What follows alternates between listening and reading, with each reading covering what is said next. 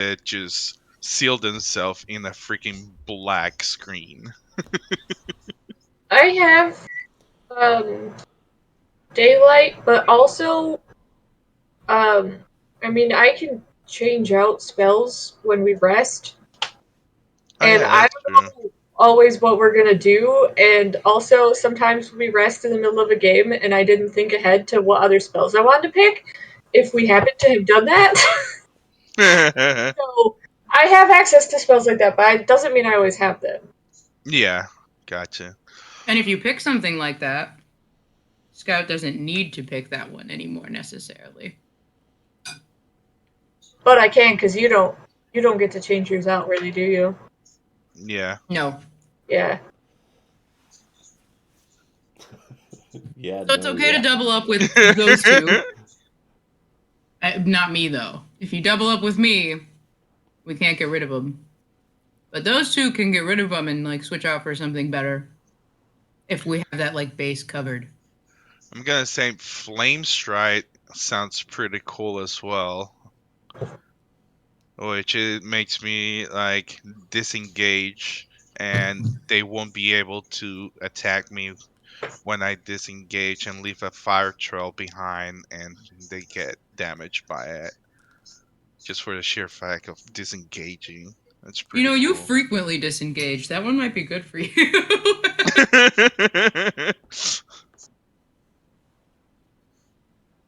Flame Arrow, I thought it was gonna be like more powerful, but honestly, looking at the spells, it's honestly like Lightning Arrow is really powerful. Summon Fae is really powerful as Hey, well. is Flame Stride a an action or a bonus action? Flame Strike, bonus action. So it's kind of Whoa! additional, yeah. That one's sick. Yeah. Spicy. Woo. Wish I could grab that one. Jeez Louise. And your speed increases by 20 feet as well. That's a Oh, that's lot. sick. Yeah, that is a lot. Yep. And it doesn't provoke a attack opportunity. Be as fast You as could the really run bird. around. We don't have a lot of group ninjas. We could have used that during the ninja battle.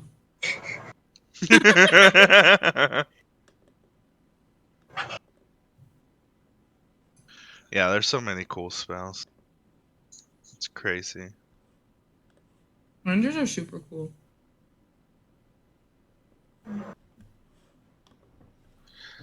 On 4th level spell, I can summon an elemental? What? Are you not at 4th level? No. I don't even have a 3rd level spell yet. Mmm. Wow. No, because he's mostly martial class, so his spell stuff goes up slowly. Yeah. Yeah. It's so cool that he can have them. Yep, he gets his own special ones too. Special ones just for rangers. Ooh, ah.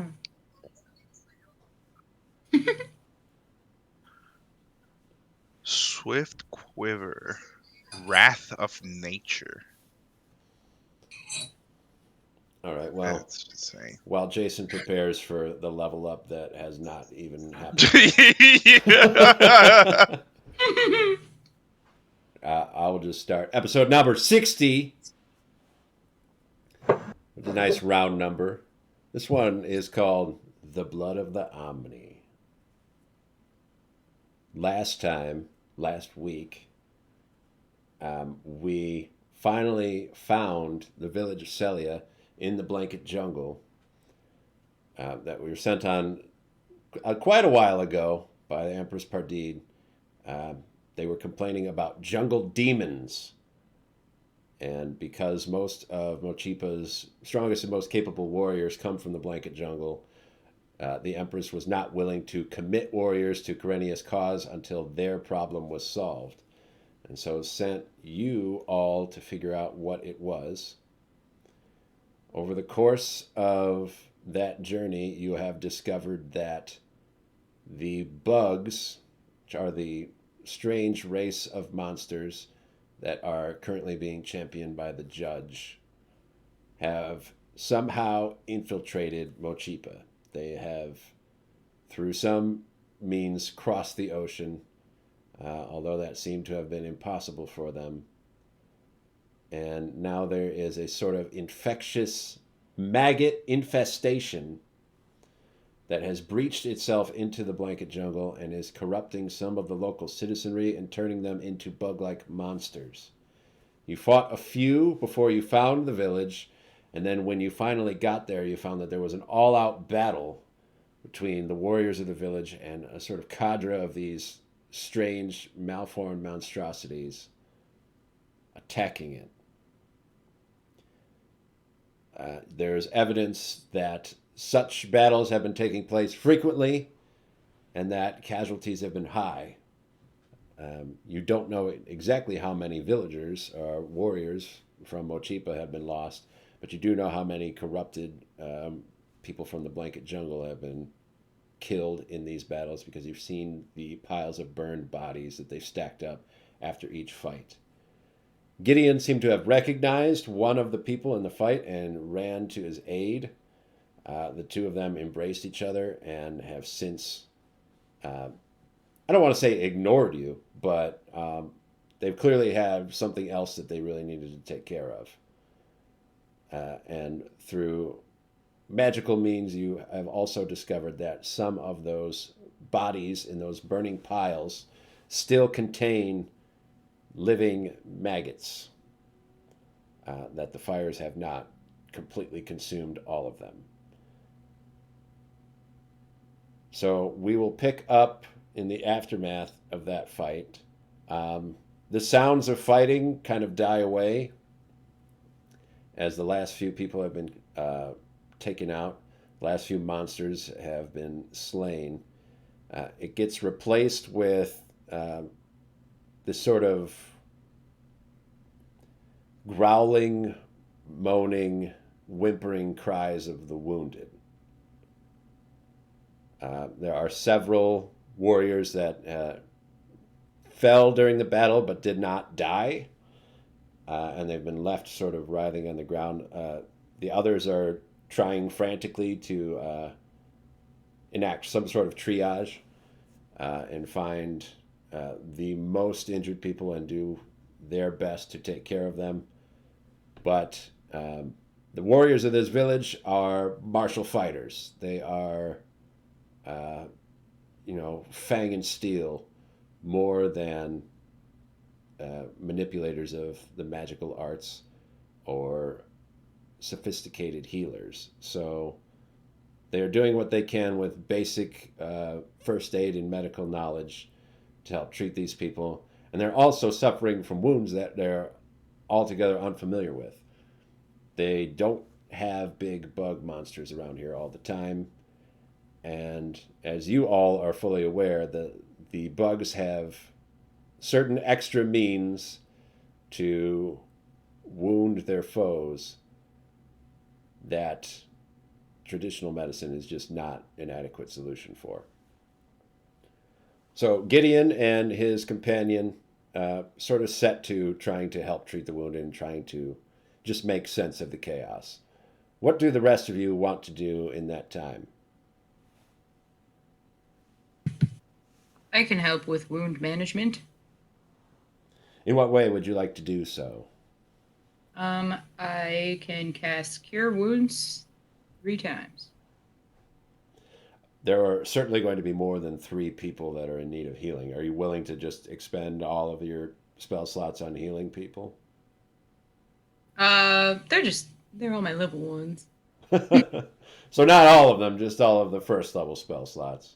Yeah, I gotta save the other ones in case we gotta call somebody before we go to bed.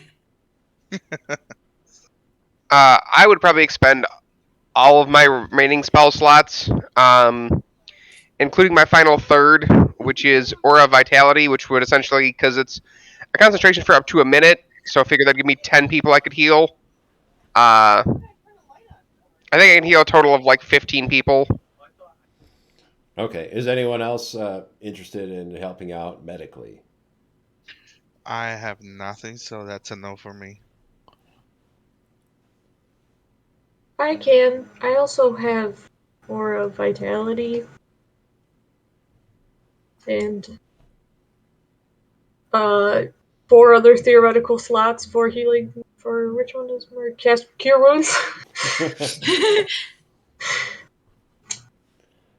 All my Okay. healing spells, I have 2 different ones of high level and 2 small ones, and they're. I keep thinking they're all the same thing. It's better than nothing. At least they're not dead.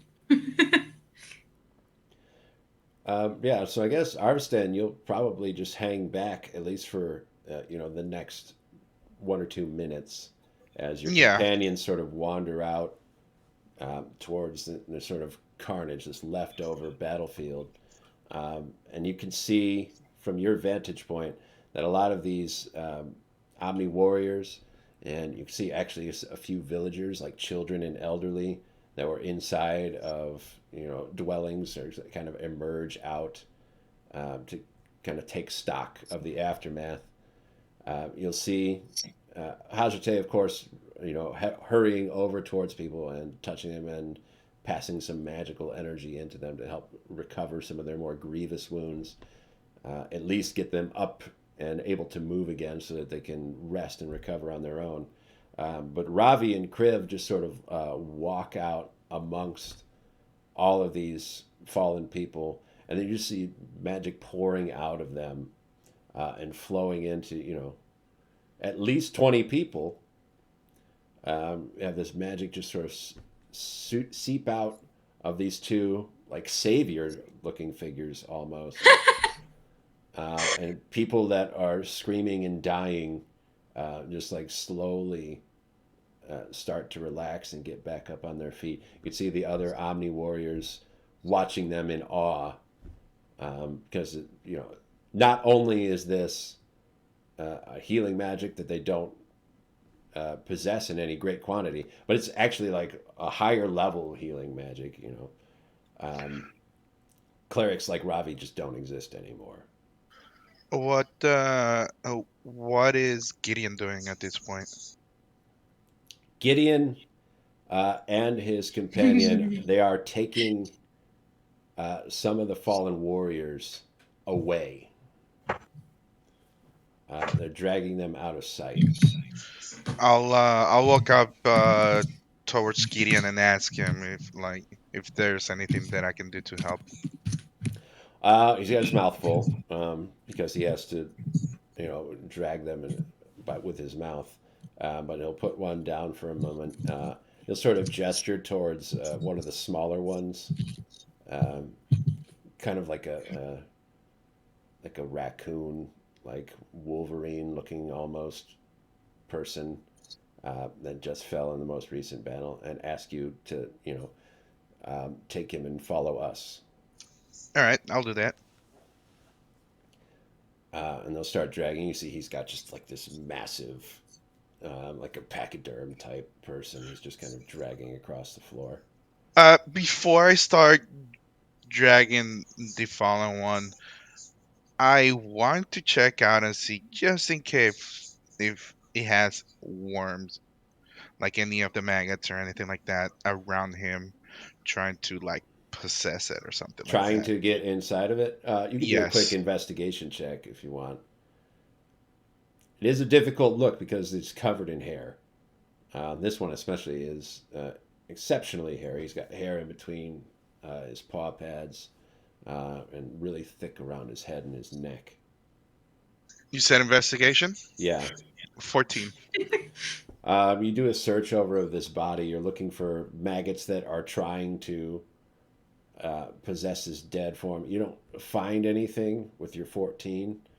You do that kind of thing if you're ever checking like a pet for fleas or something, where you're like Yeah. split the hairs as you're going along, almost like a chimp grooming a companion, just like splitting them all open.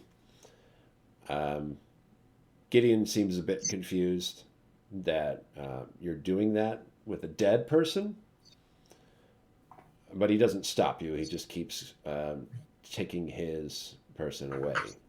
All right. I proceed to follow them. All right. Gideon and his friend go to almost the other side of the village. Not a straight shot across, but like 60 degrees, and if you were in the southeast, say you're going up to the northern part of the village, and outside the outskirts of it on that end, you'll find that there is a large dug trench. There's a big mound of dirt nearby. And then for a large portion of the trench, you could see that it's already closed up again. Someone has dug it out and then, repositioned the dirt back on top of it. And then there's a large empty area. You can see there are about 4 or 5 bodies laying in there right now. And Gideon and his friend very gingerly and very slowly drag the corpses that they're carrying. And sort of they put themselves down into the trench and they drag them behind them. And then as they come back out on the other side, they leave them down there at the bottom. So what do you want to do with yours? I proceed to just literally just mimic them, just go down and try to treat the body as gentle as possible with the respect and all that stuff. I would say make a perception check.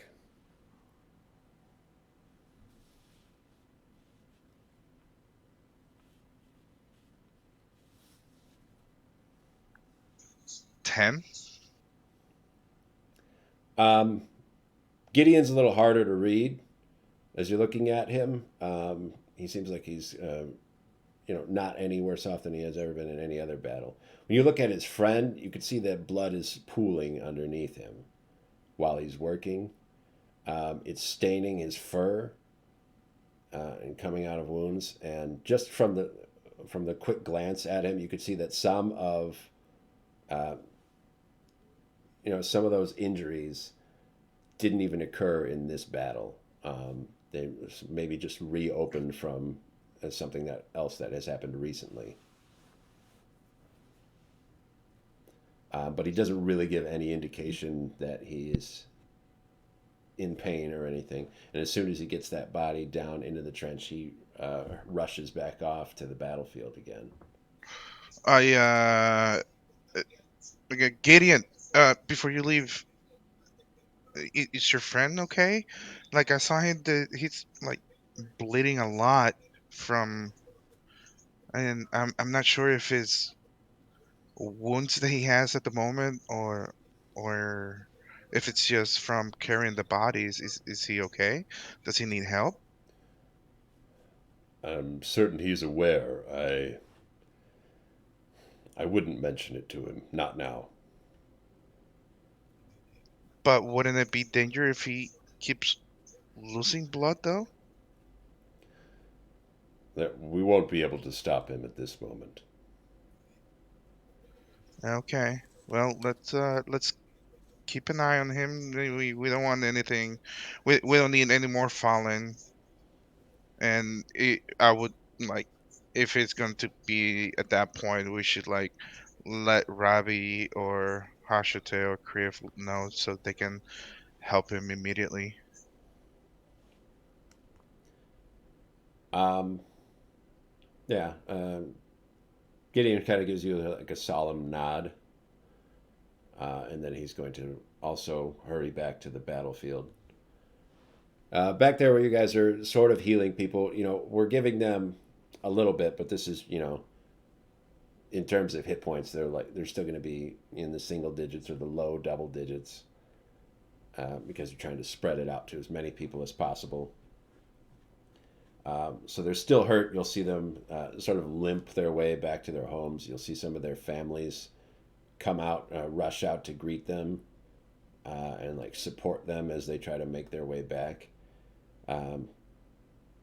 All told, as you look out at the numbers of dead people, the bodies that are strewn out in this area,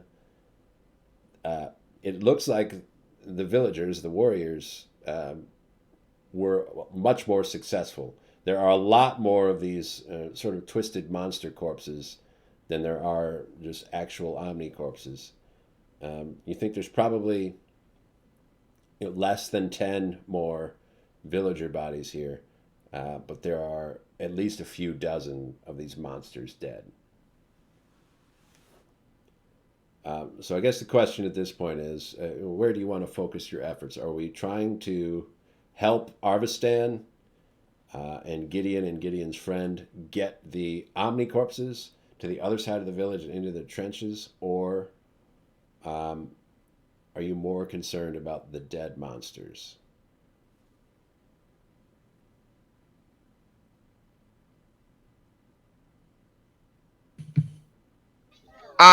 Knowing based off of what I did last week, my assumption is that there is little way that the maggots were getting out of most of these monsters, correct? You didn't think that there would be any way that they could successfully do so, no. In that case, I would probably not focus on that so much. Does this place have any like defenses that they put up that have been knocked down? Anything like that? They don't have barricades or walls or anything like that. Some of the homes are up in the trees, and you could see that there were pathways, like ramps and staircases, that were built to access those, and some of those have been purposefully knocked out to make it more difficult to get up higher.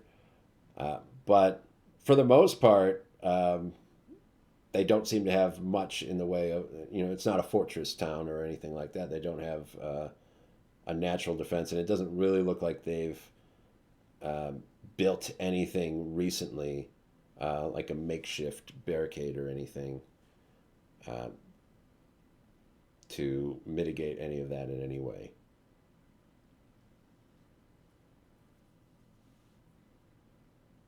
I'd probably just Gideon what he wants help with. Uh, uh, Gideon, I don't think, at least at the current moment, and I'll kind of motion to the dead bugs, that the maggots inside of those guys are going to come crawling out and infect anybody.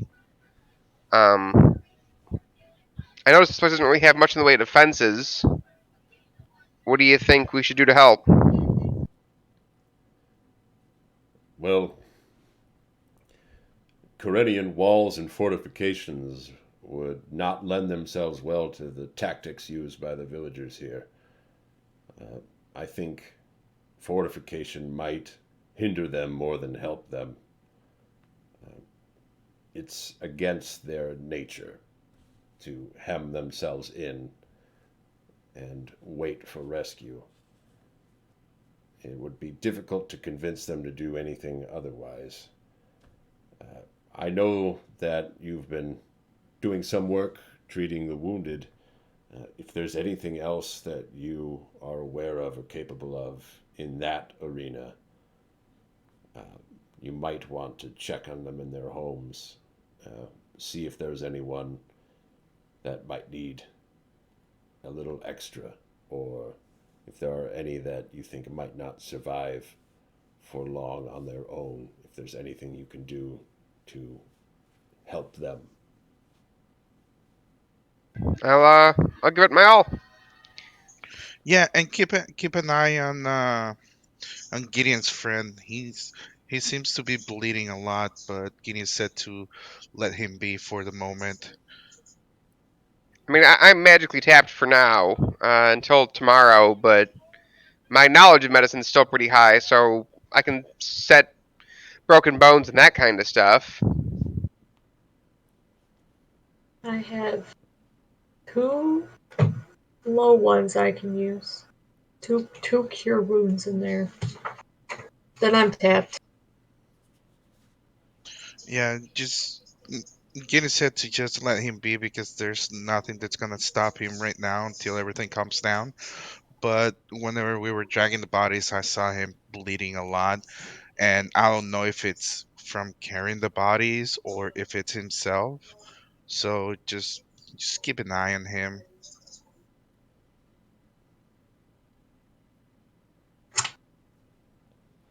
Okay, so we're going to send Ravi door to door to help treat wounded warriors. Uh, what do Kriv and Hajate want to do? I want to ask, how frequently, like, the bugs have been coming in. Who are you attempting to ask? Because everybody's kind of occupied at this moment. Uh, I don't know. I don't know. I Because don't there's want a to. whole village full of people, so I mean, you'd have to find somebody. You could do.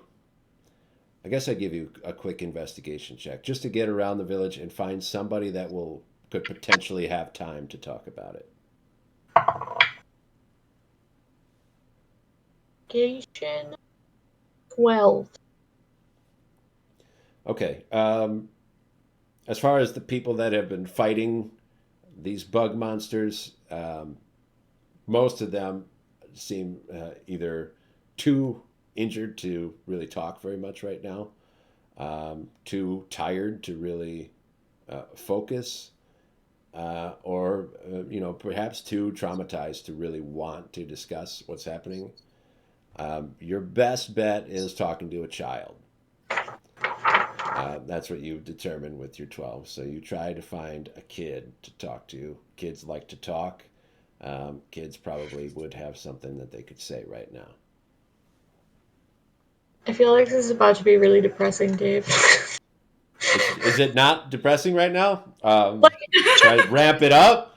I just had questions that I didn't really need to ask, I guess, but You've determined that you're the best bet, at least at the present moment.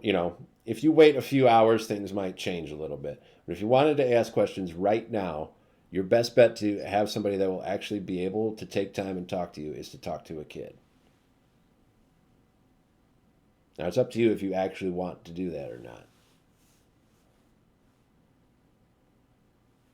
well, here's what I want to do, but I can't picture if it's feasible. I know we have the really high canopy that blocks everything, Right. but if I um did the wild companion, like if I summoned a bird to kind of look around to see if to kind of fly around to see if I see more coming in or anything. You want to get like a general idea of like the basic surrounding area. Yeah. You could get. You're gonna use your familiar to do that. Yeah. I feel like I don't want to just get lost out there on my own as a bird and then die. So Sure. So you'll summon your familiar. What form is your familiar going to take? let's see.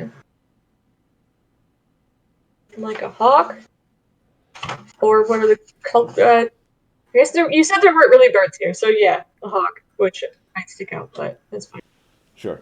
So you summon, sort of the spectral fey hawk to take a look around the outside of the village and see if there is another attack incoming or if there are more monsters laying in wait somewhere. I'll have you make a perception check with that hawk as it flies around. I just got new tiny dice for turning into tiny things. They're not tiny, but they're littler than me. A hawk is So, much littler than you. so I'm gonna use tiny. Oop. Which one did you say that was? I'm sorry. Perception should be pretty good for a hawk. Sure, they have advantage. Well, this one's probably it though. I did roll a nat 20 plus 2. Okay. Your hawk, because there aren't a lot of birds around here, it stands to reason that this environment isn't well suited for birds. So your hawk, while it is not specifically well designed to look around in a jungle that's dense and thick and dark like this, but it's doing its very best, and the very best that you could expect from anything that's flying around, taking a look around. With your critical roll on perception, you're finding that there is not an immediate, imminent attack incoming right now. The hawk doesn't get super far out from the village, but you do get a good few hundred feet out in every direction from where the village is. You can make a full sweep, a circle around, and you don't think that there's anything else coming right now. Now, the Yeah. stacks of bodies indicate that Yeah. sometime it's going to happen again. Yeah, I just wanted to try to avoid us all getting caught off guard, like, immediately. Right.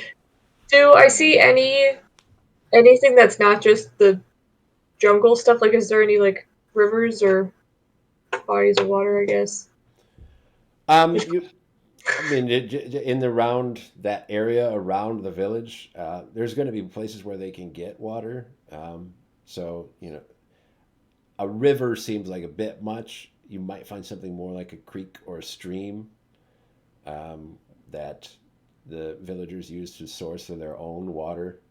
You could tell that they also cultivate some of the fungus in different areas around here and use that as a combo of food and water source. And you will be able to see that trench where they're sort of burying all those bodies along closer to one end of it. The closer end where you see that there's several that are already buried. That fungus is starting to grow rapidly. A lot of little mushrooms. That's cool. I guess generally, if we still have kind of downtime, if there's anyone going to try to get like more water and stuff, try to go with. I don't know. I assume you need a lot of it when you're trying to clean a bunch of wounds and stuff. Yeah, you. I mean, if you just sort of bring that up to people, um, obviously it's something that's going to be important. Water is necessary for everything, so Yeah. you can get an old woman to go with you. That's encouraging because I realized at one point, like, wait, that water might be like a mile away with a bunch of murder animals in between. It's a bit of a trek, but not super far. They didn't build a village, miles away from their nearest water source. So there's an old woman who's willing to go with you.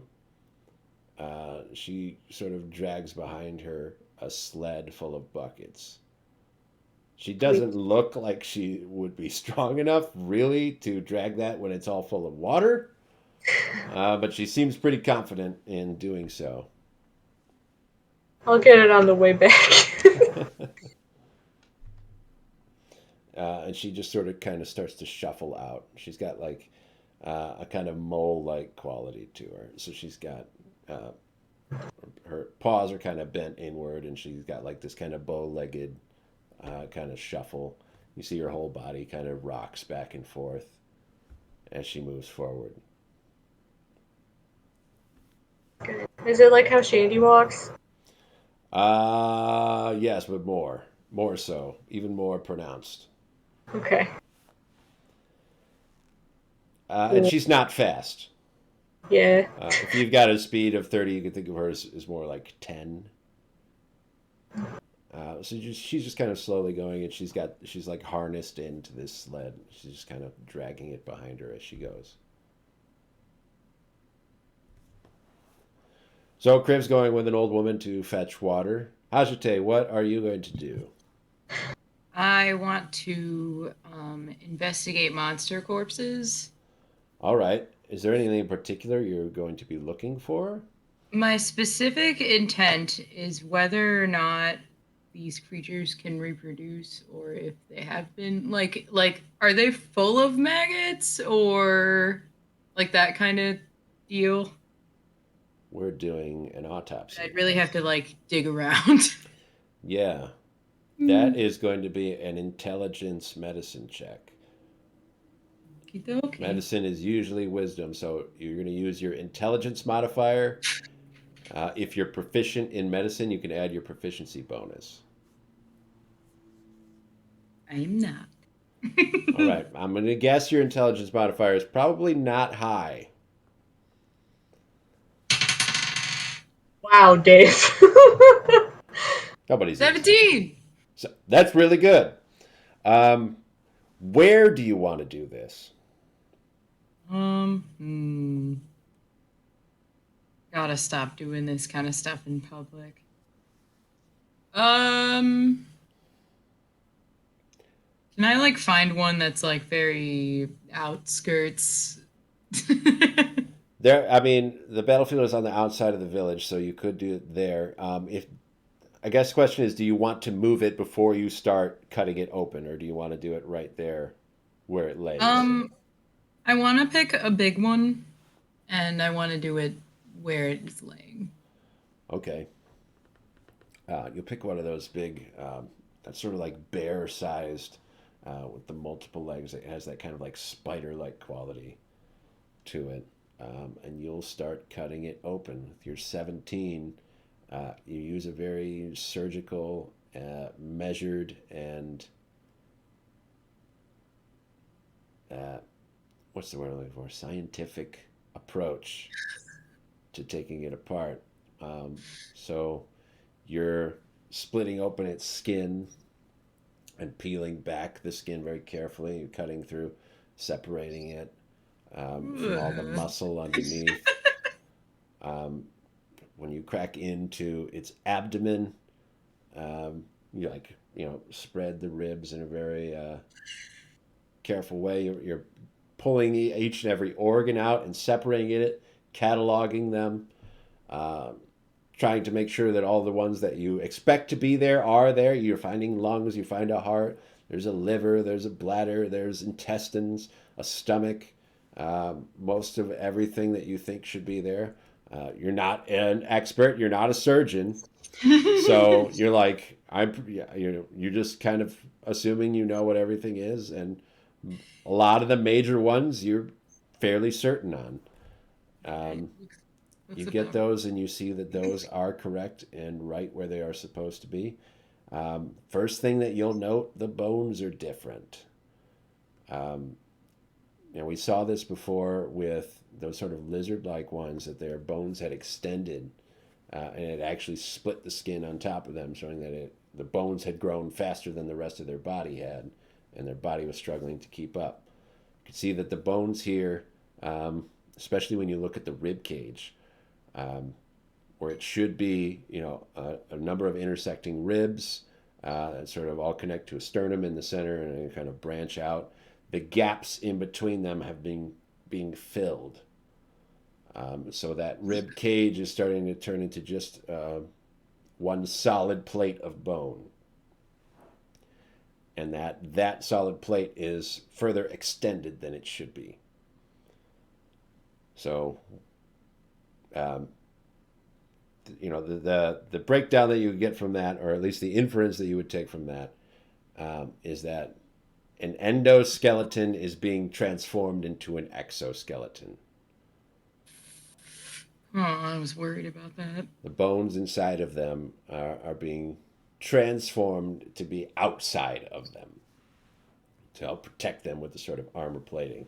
They haven't gotten that far yet. You'll see a lot of the other bones, they've gotten thicker too.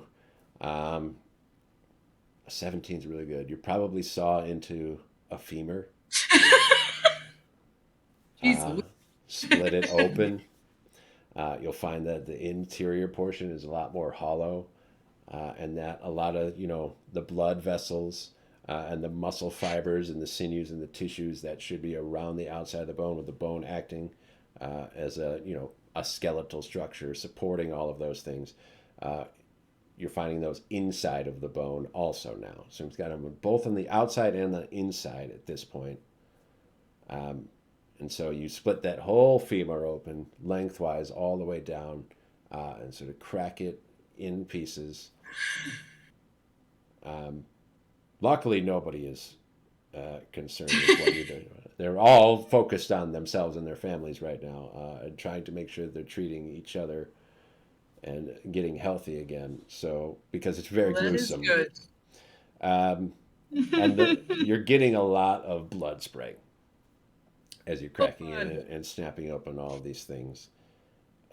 So at least up to your elbows, is coated now. And your hands are still wet and sticky with the red, fresh blood. It's already starting to dry up on your arm, so it's going brown. And you're getting matted pieces of dried leaves are sticking to your scales all on your skin everywhere. It's getting underneath your nails. You're seeing little chunks of fat and little pieces of muscle tissue. But you're learning a lot. You don't find any more maggots. The massive conclusion that you're able to partake from this is that, for better or worse, it only takes one.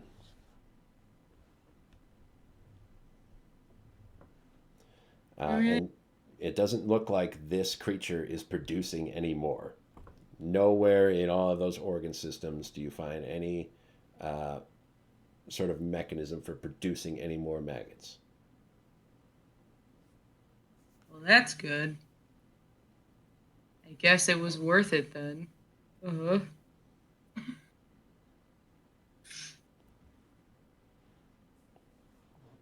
I suppose after all of that, I'll have to awkwardly walk back to the village because I don't know where there is water to wash myself. You do one good. You got to get the sweat off your brow. So you do one good brush Oh like that. no! You get a nice big smear across your forehead.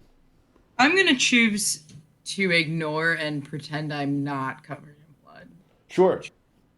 A lot of people are also already covered in blood. Perfect. Not for the same reasons that you are, but the smell is in the air. That like coppery, metallic twang was already prevalent before you started ripping this person open, this former person. Well, that's good. Bad? That's bad and good. At least I don't stand out, though I do probably look like I was like digging around in it. Yeah. There's something, and you've got skulls on your belt. So there's something kind of like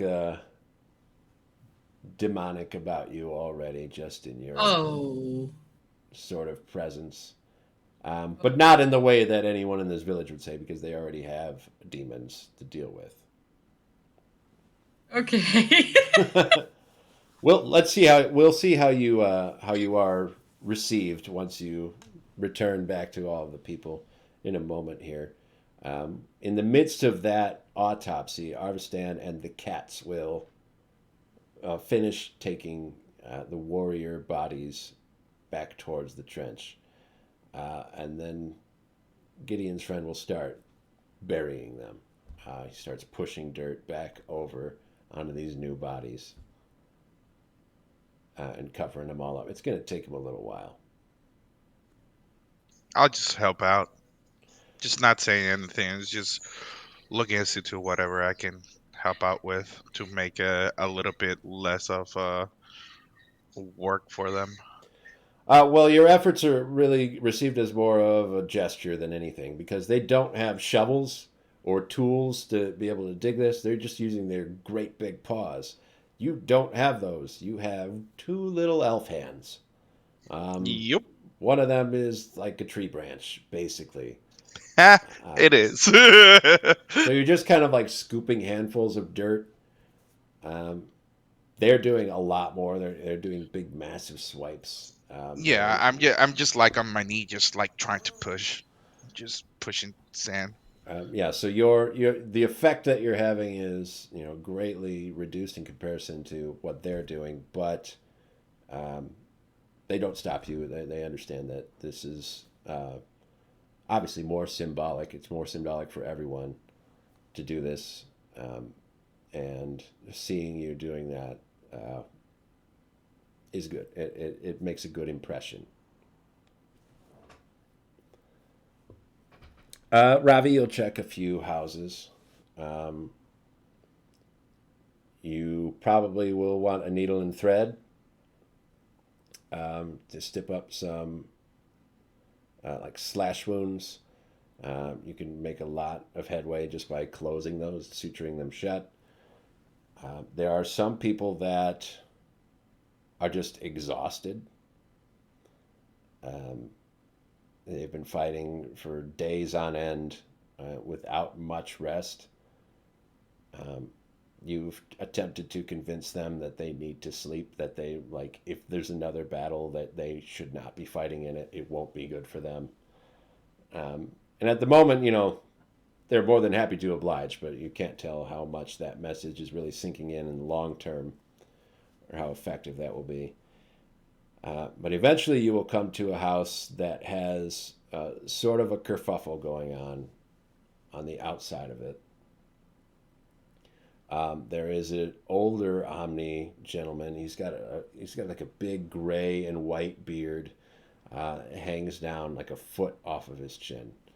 Um, you can see he's kind of ragged. He's got ribs sticking out on his body, and he obviously took place in the most recent battle. He's still got like armor pieces on. He's still wielding a weapon, and he's kind of staggering side to side in front of his house, and he's mumbling gibberish. You can see that there are a handful of other warriors, about 3 or 4, around him. They are also armed and hostile. You can see that he has a couple of family members. He has 2 daughters, and his wife is another older Omni woman that are sort of standing between him and these other warriors, sort of trying to hold them back. They're bracing and snarling and growling at the others as they're approaching. What's going on? He's possessed. If we let this go any further, he'll turn on us. We've got to take him down now.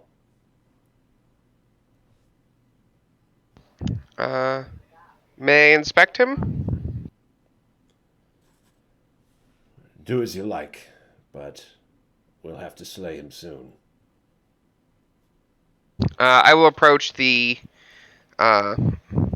family, who's kind of assuming it. They You're sitting between me snarl and lunge towards you as you come forward. I will keep my hands open.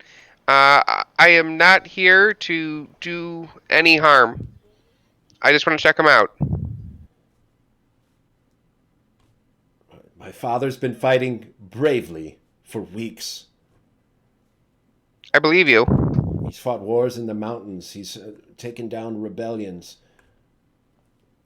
He's a hero. He's a great man. I believe you.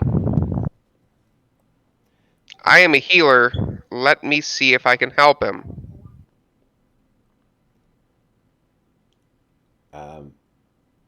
They cautiously step aside, but you're sort of walking into the lion's den, as it were. I'm going to actually stride fairly confidently. It's giving off the aura of I know what I'm doing, as this is kind of what I do. Give us a quick persuasion check.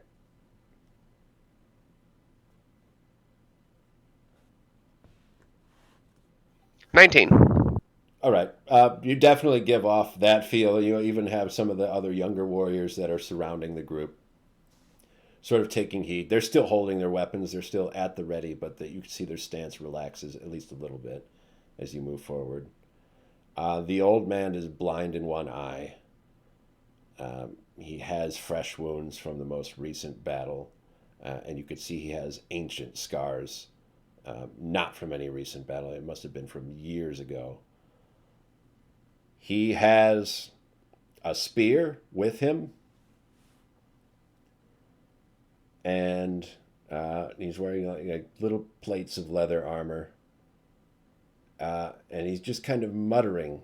He's not even forming words. And you can see his one good eye is like darting around. He's looking at not just the young warriors in front of him, but just off in like random directions. He seems to be focusing on things that you don't even see. Okay. I'm gonna make a medicine check on him. First, I'm gonna focus on like his head, see if maybe he's concussed, something like that, and he's just seeing things. And then I'm going to try to move my hand like the back of his neck to see if there's something there. See something maybe crawling on the back of his spine, like kind of feel him like just along his back and where I've spotted maggots and other creatures before. Okay. Give us your medicine check. 26. Okay. Woo!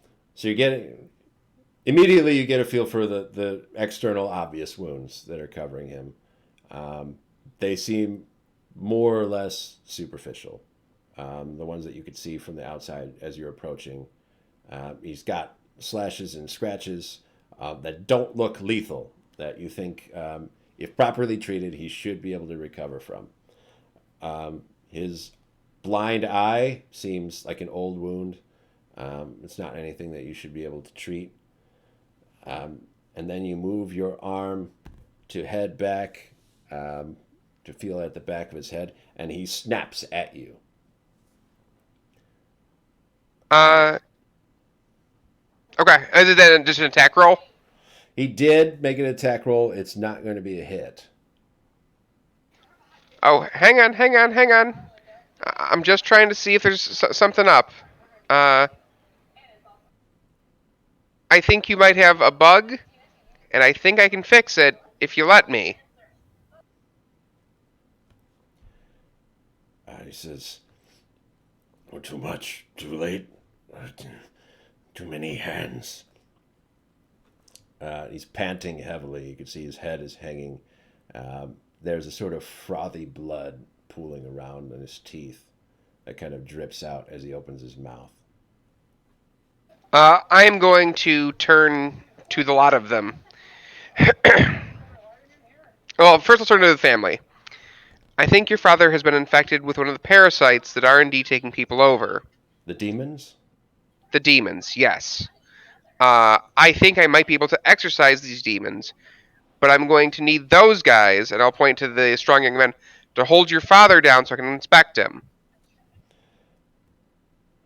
They won't hold him down. They'll kill him.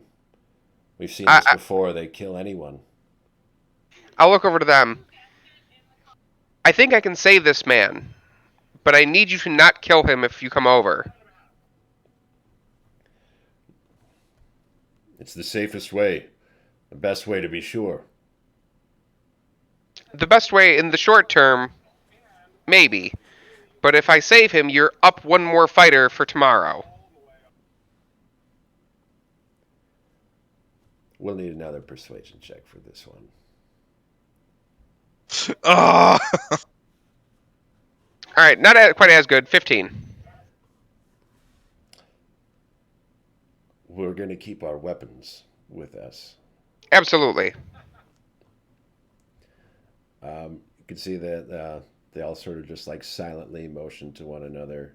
They do these low guttural, sort of like purring, growling noises at one another. Almost like they're sort of like a shorthand that they're using to converse with one another and not have you know what they're talking about. As they approach, do one of you have a knife?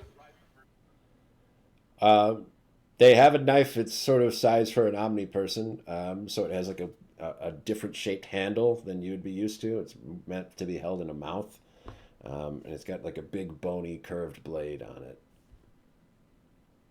That's fine. They'll give that to you if you want to use that. Yep.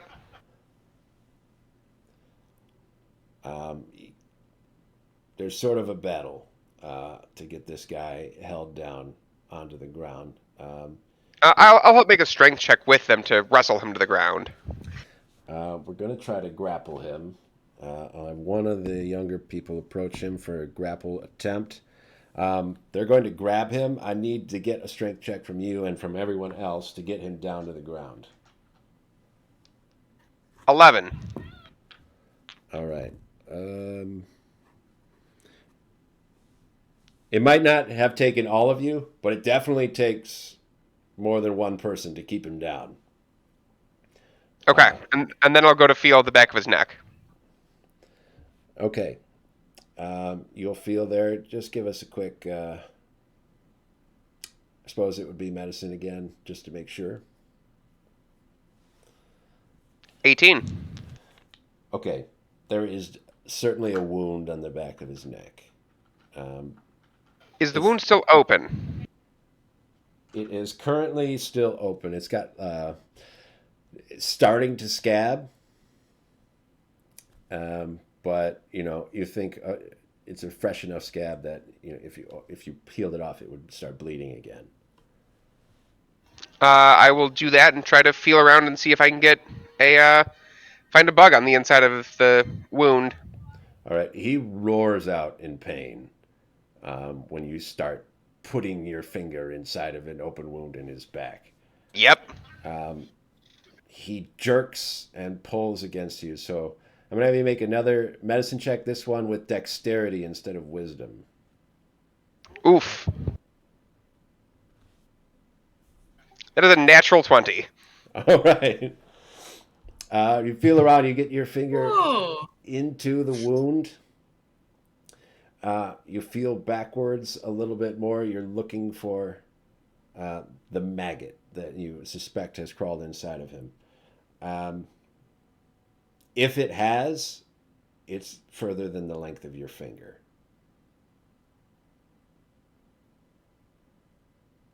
So if I then run my fingers kind of up and down from where that wound is, on the outside, not on the inside, do I feel anything? Um, yeah, let's do perception on that. It's a weird perception, touch perception. Uh, 9. You feel along, you kind of you don't feel a track. So you're just feel around the wound and you try to make concentric circles moving outwards to see if you could feel where this thing is. Closest you can guess, it's in his back now. It's at somewhere in his spinal column.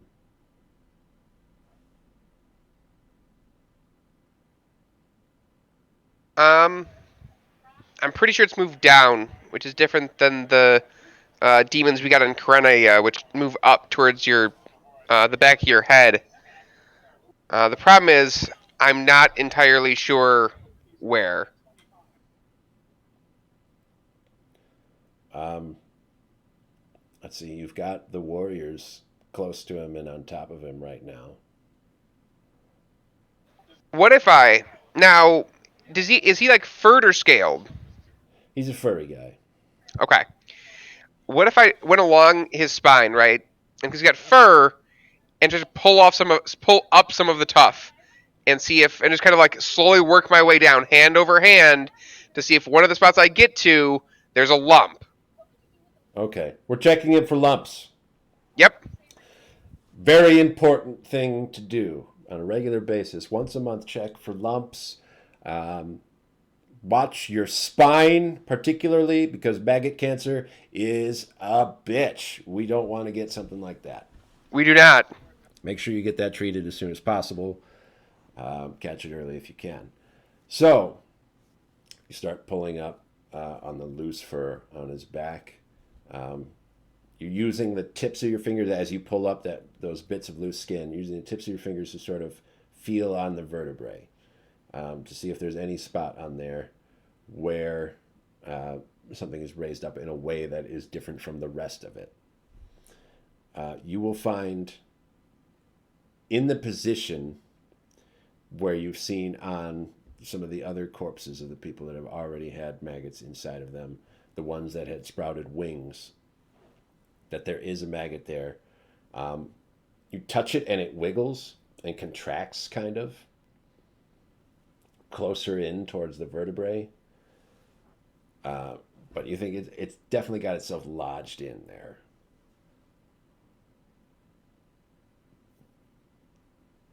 I'm going to grab the spear, the knife, and I'm gonna hold it. I'll grab the blade part because I probably can't wield it properly without it, so I'll just let myself get cut in the hand. Sure.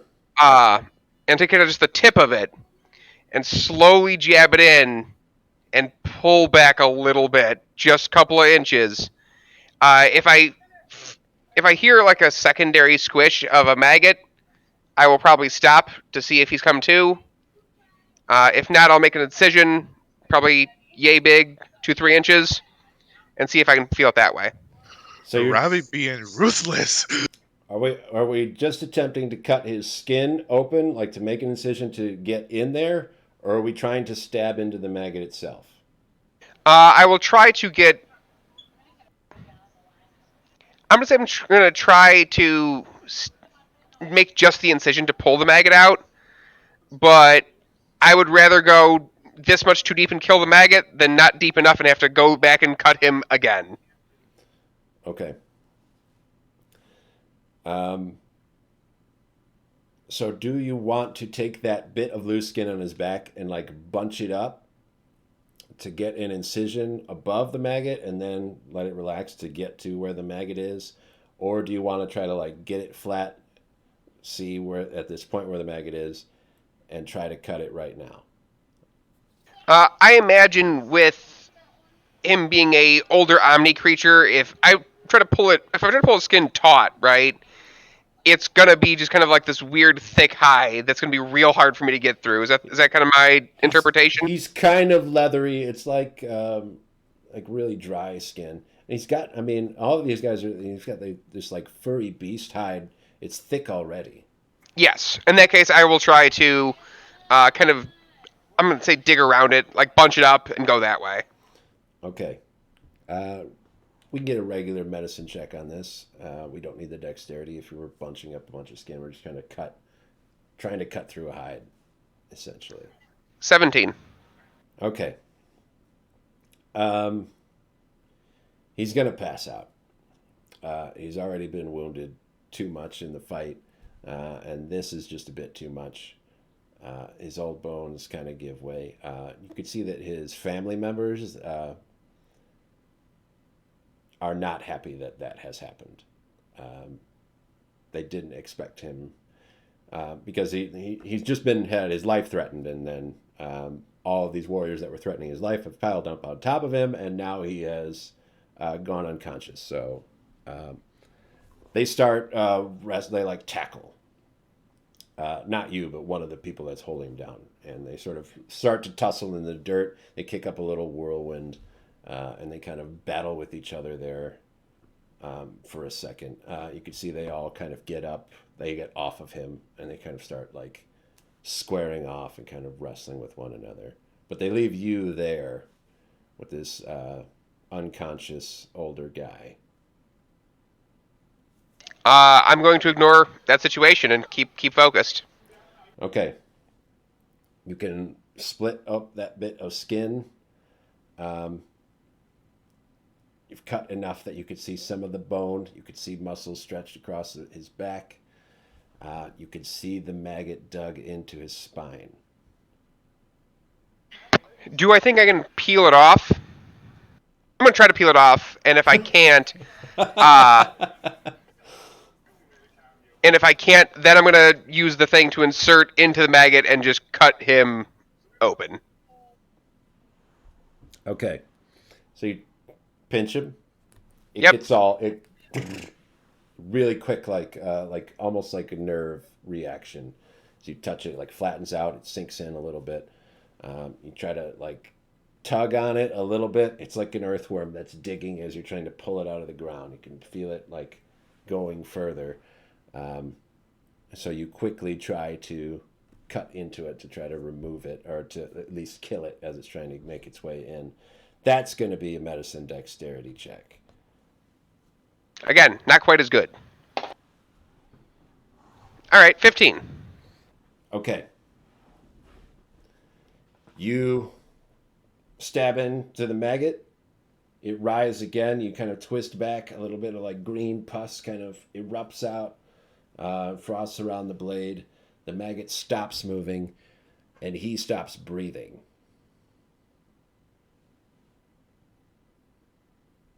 I am going to roll him over and try to perform some form of CPR on this guy. Okay. Arvistan, you'll come back with your dirty hands. You'll see there are all of these Omni sort of wrestling with each other in the dirt outside of this one house.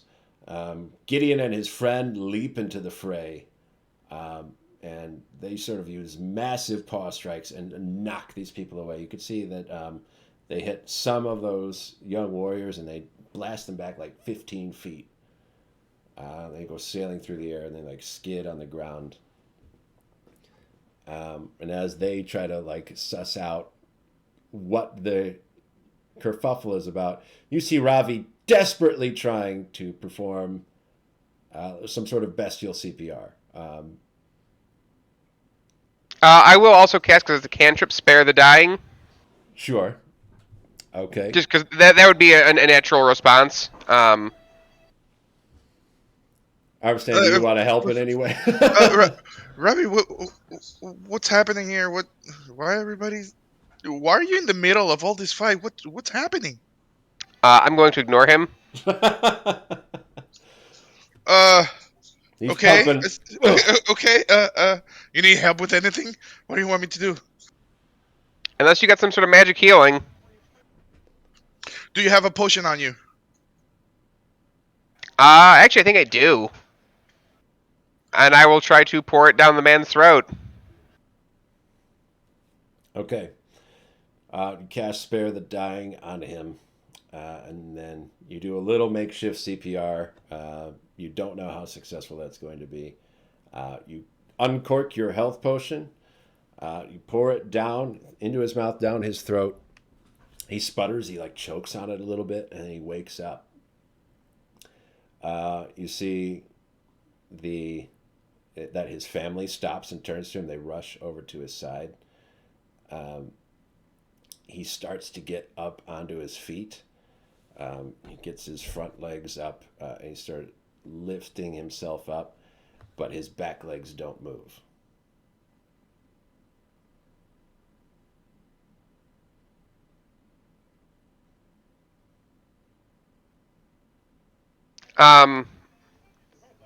Do I still have the needle and thread from before? Because I'm going to try to stitch up his wounds. Yeah, you can help him with those other ones. The healing potion has a magical effect that's like staunching a lot of the bleeding and a lot of the like more devastating effects of those wounds. As he gets up, you can see that his tail isn't moving either. He's not able to get anything mobile in those back legs. His breathing starts to get a little bit faster, but he's not sort of like mumbling and panicking anymore like he was when you first saw him. What's happening? What? There's no pain. I will move around to his front. My name is Ravi Storm. You were unfortunately infected by the demons. I have managed to free you from their grasp. Unfortunately, in doing so, I think they were too attached to your spine, and I believe that you are paralyzed from the waist down. He like forcefully tries to like lift himself. He does kind of almost like trying to jump up with his front half, fully expecting that he'll be able to get up on all of his feet. And the force of that makes him slip on one hand. And he kind of falls down. His family rushes over and helps lift his head up again. And he'll say, I can't fight like this.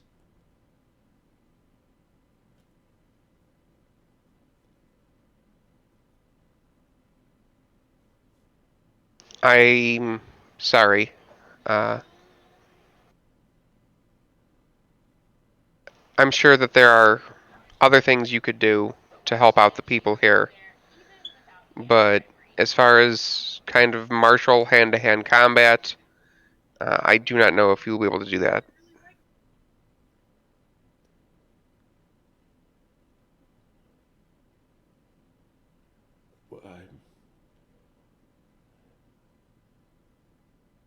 I, I don't know what. I don't know what I'll do. He starts crawling. He just kind of like drags himself. He's trying to move anywhere.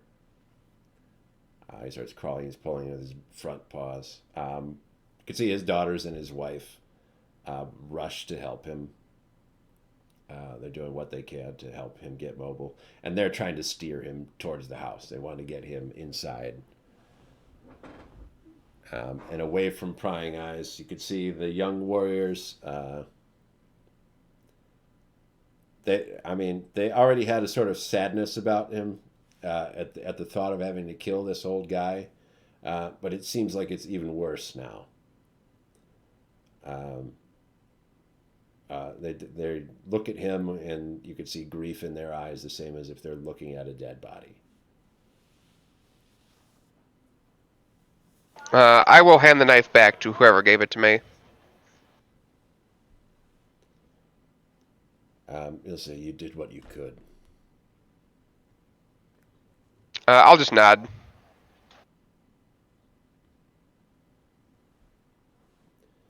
And they split up and leave. And then Hajate walks back into the village covered in blood.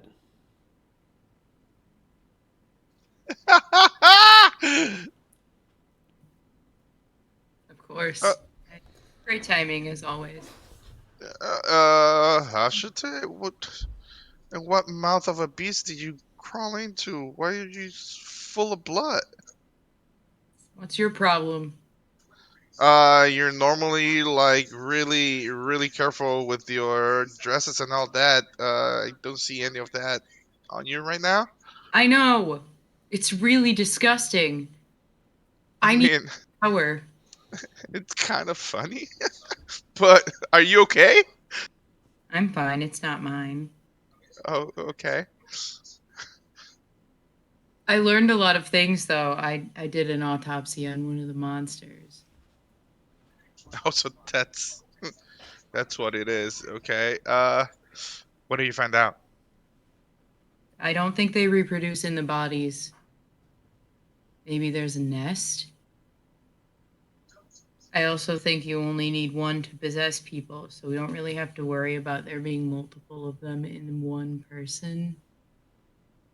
Oh, also, they're turning into a bug, and I'm having really disturbing thoughts about Tarsar. So, What do you mean turning into a bug? their bones are trying to get out, I think. Huh. So are you telling me there's something's?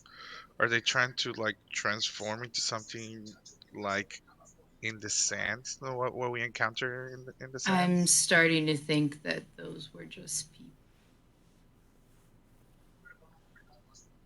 Well, now that's scary. Their bones got hollow and started getting bigger in a way that it really just looked like they were turning into a bug.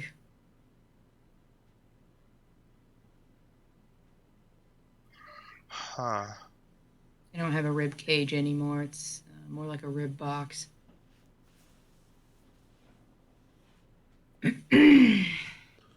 Anyway, what are you guys doing? Well, I just helped Robbie into what it looked like saving one of these guys' life, but it came with a bad side effect to it, I guess, if you can put it. What? Yeah, like he went his bottom half of the body just not moving anymore. But it's Is like I don't know what happened, what was Robbie doing, and I just look at Robbie. And I'm probably still crouched down, um, looking kind of at the spot in the dirt when I hear kind of Arvson calling my name, and I'll turn back. He got infected. Um, I thought that I could remove it the way that I've done with other stuff. Unfortunately, in this case, I think I nicked something, and he's paralyzed. Was he freshly infected? No idea. I mean, it had to be fairly close, because one thing we do know is that if it gets too far, and I'll point to those guys over there, it's no longer fixable. Yeah. I'm starting to wonder that maybe we have to get them right when they jump in. We don't know any amount of time that any of this takes, you know? It could take weeks to transform into whatever. I think we need to get more information from the people. Also, they don't seem to have any way of reproducing in the bodies, so I think there might be a nest somewhere. I like the thought of having a target to destroy these goddamn things. If we can do literally anything to stop more people from getting infected, that would be fantastic. Also, I think the bugs we fought in the desert were people, and I'm really disturbed with that. Yeah, that's... Oh my god, this is getting interesting by the second. Has anyone seen Kriv? I haven't seen them. Kriv, Yeah, you are walking with this old Omni woman. She said, I didn't need any help. I've been fetching water for this creek since I was a little girl. I didn't say you needed help. I, Around here. I want to feel helpful. I didn't say I don't appreciate it, dear. I'm very happy to have you here with me. It's nice to finally have someone to talk to. Yeah, it seems been pretty busy around here, huh? Well, where'd you come from, dear? Short term, we came from the city. The long term, Oh, the city. Which city is it that you came from? Not many cities around here. Did you come from the capital? yeah. I was in the capital maybe 40 years ago. I was a much younger woman then. I met a dashing young gentleman, and we had a wild night. A lot of drinking and carousing and dancing.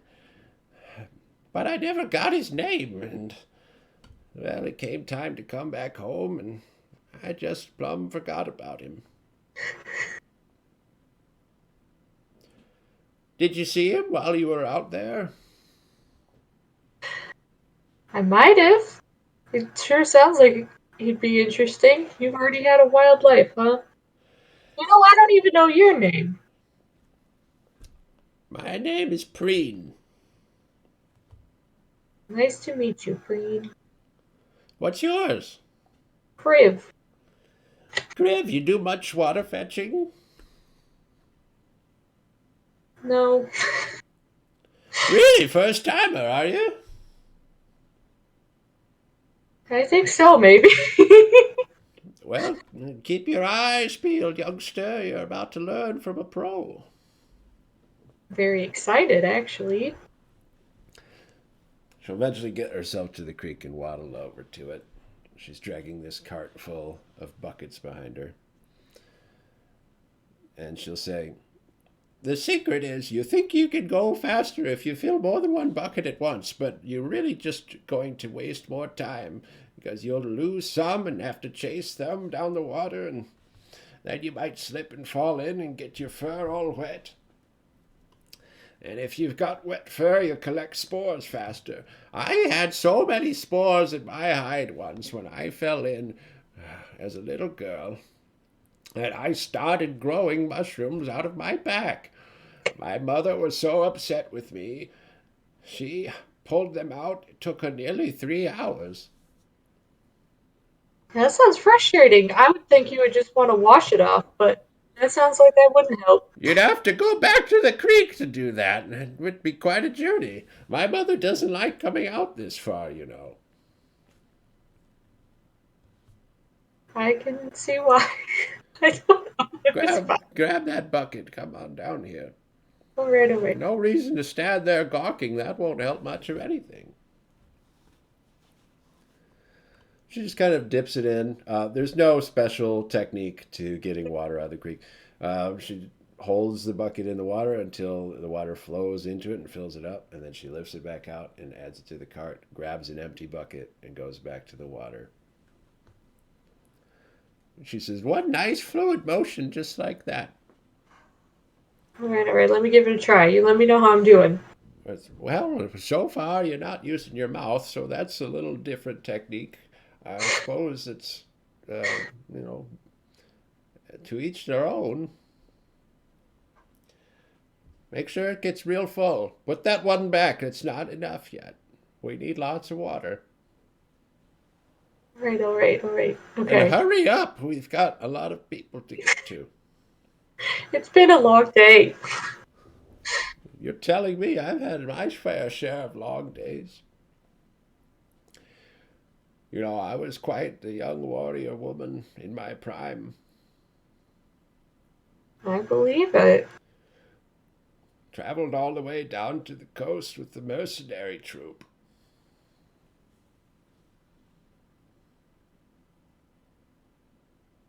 Down.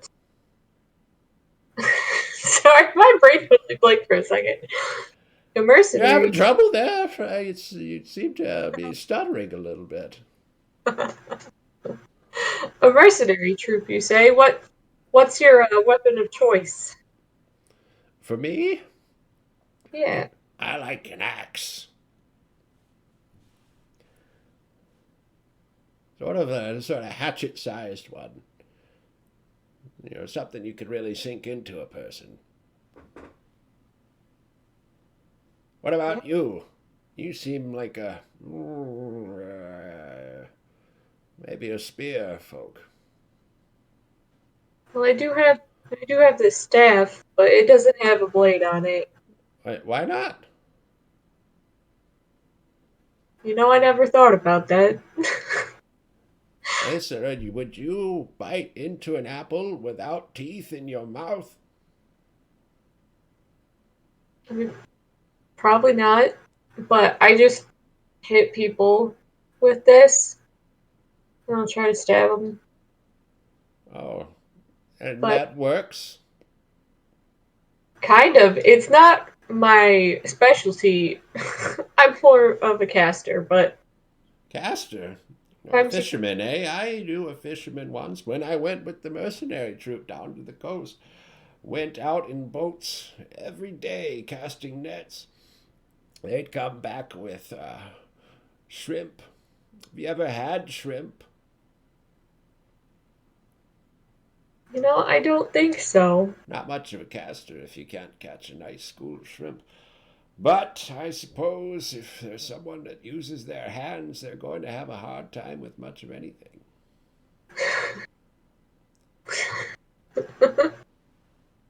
I admit, more magic casting. I haven't caught shrimp, but I could probably turn into one. Turn into a shrimp, whatever for. I don't know. You'll wind up getting eaten if you turn into a shrimp. That's what I found in my experience. I haven't seen them do much else than sit on the edge of a cocktail. That's fair. Well, if I ever needed to get eaten, there you go. Could turn into a shrimp. I suppose that would be one of the easier ways to get eaten. I There's don't there's know a much about what's going on outside of the village these days, but if that's what the kids are into, I don't want any part of it. there's a problem to every solution. Well, that's an interesting idiom. You never know what's gonna happen. I haven't needed to be a shrimp, but it doesn't hurt to know how, I guess. I don't like the look of them. Yeah, I don't either. Arvestan brings back fish sometimes, and they look really weird. Fish is fine. Shrimp remind me of something wrong. Anything particular, or you just weird looking? Just sort of recent events. Hmm. I can empathize with you on that one. If I can tell this has been happening, I guess, a few times or so. How long have those creatures been attacking? Well, coming into Cellia, you lose track of time when you can't sleep very well. It's probably been at least 3 weeks or so. Wow. Has it been pretty frequent then? That seems like a short time for. Well, what do people consider frequent these days? A few times in a week? I don't know. Oh, well, it's been happening much more than that. I'd say we're getting attacks daily. Was it like that from the start, or has it become more frequent? The frequency hasn't changed, but the numbers have.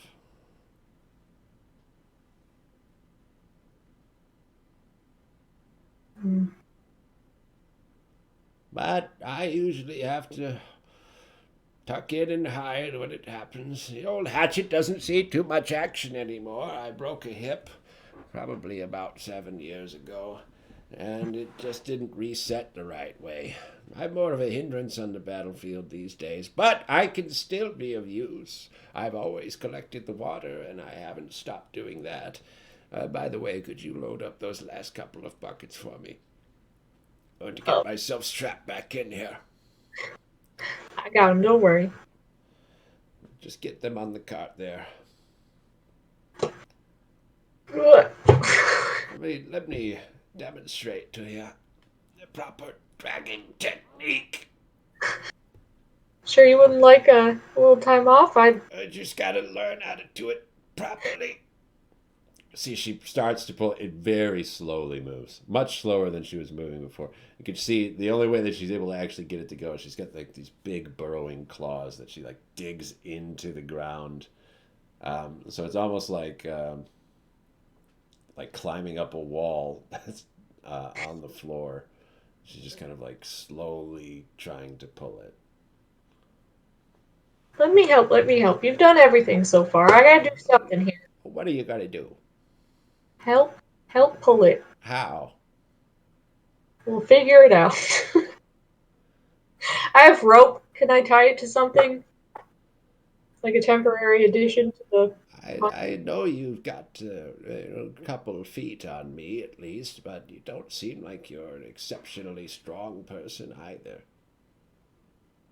Well.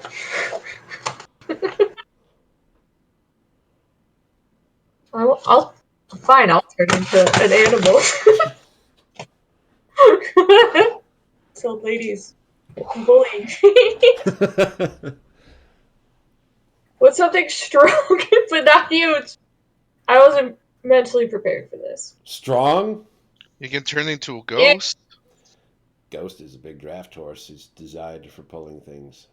I was gonna. Yeah, I'm just looking at the card. I don't know what the ground looks like, but if it's not super muddy or something, I'll just be a draft horse. All right. Griv wild shapes into a big bronze draft horse. Ooh, No, a gorilla. no. Preen You can- falls over. She rolls over onto her back. She kicks her paws up in the air for a second and then slowly rights herself. She says, I didn't know you were a shapeshifter. I haven't seen a shapeshifter in 15 years. That's lovely. This is a Karenian animal. I thought you were from the capital. I can't Well, think, so I'm just gonna keep making nodding, trying to go. bed down, dearie. I can't get the harness up over you if you stand that high. Guess I sit down. I don't think horses can crouch. You do that like they bend their legs and lay all the way down. She's got to crawl up on you. She scratches you a little bit when she does. She's just like a cat crawling up a person. She straps you in. It's not fitted for a horse, so she just kind of like ties it to you, sort of. That's fine. And then as she hops off, you could get up to your feet and start walking. It's an easy cart pull for a draft horse. You start a little quick and the water kind of sloshes and you spill a little bit. She says, "Whoa, look at that there! Unbelievable." She jumps up onto the cart with all the water buckets. She's kind of like holding them in place as you drag her and all the water back to the village. Awesome. As Kriv makes their way back, Gideon will walk up to the rest of you three and he'll say, "Jarecki has invited us to a meal at his home this evening. I insist that we all agree. He can give us some more information about the request that the village has petitioned the Empress for, and maybe tell us more about the fighting that's been occurring here." That makes sense to me. Yep. Okay. Sounds good to us. And that's when you'll hear this horse sort of. You wouldn't be galloping. That's way too fast. Trotting? Just sort of trotting into the village. There's like this old little Omni woman just sort of relaxing on the back of a cart that the horse pulling full of buckets of water. And the cart, I wouldn't say swarm, but like a lot of people come out to get water, and they come and relieve you of all those buckets of water. They come and take it out of the cart. And Preen is just like saluting people. "All in a day's work, easy peasy." People all come and take water, and they use them for everything that you use water for, right? Bathing or cleaning wounds or drinking it, of course. Yeah. Everybody takes it back to their houses. And leaves you there with the empty cart, Kriv.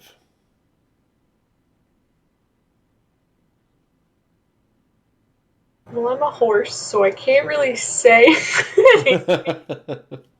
Well, I see Kriv has found something to do. I'm just gonna make a big horse noise, because I don't know. Because I'm a horse. Do it. Do it. I can't do anything. I don't got hands. Make the noise. Make the noise.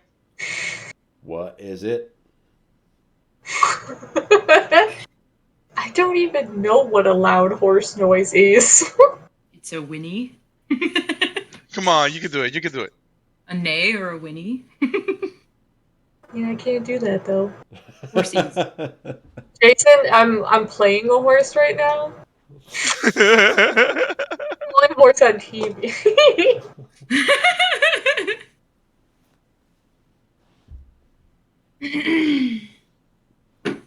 All right. Well, that's everybody back in the village. At any time that you feel ready, you have been invited to dinner at Jarecki's house, which Gideon didn't introduce to you. He just mentioned the name as he was saying that the invite was extended.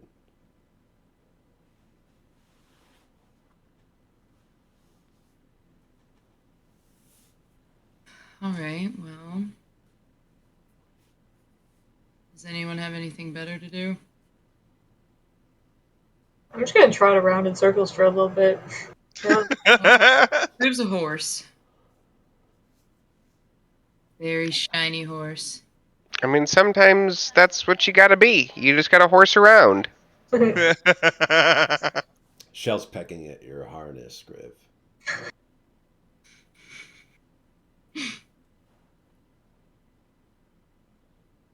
Oh, Shell. Trying to walk away and like, I don't know.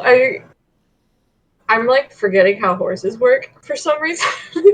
I make an upset noise and like try to get away. Oh, you just like do like You're a right huff. though, 'cause I've made that mistake. I mean, she like clings to you. Like, you start to pull away, she like clamps down on the harness. She's like flaps a little bit to keep you thinking. Aw, they're playing. I try to like buck. Isn't that so sweet? I'll shake the whole cart. She'll back off for a second and then get back to. She's trying to take it off of you. Well, I'm sure she's gonna break it in the process. Probably, yeah. She's helping. Do we know where this guy's house is? I don't know who he's talking And about. you just have to follow Gideon to get to his house. He lives up. Well, I would imagine it's that friend of his. Kriv, do you want to go to the guy's house, or do you want to play with Shell in horse form?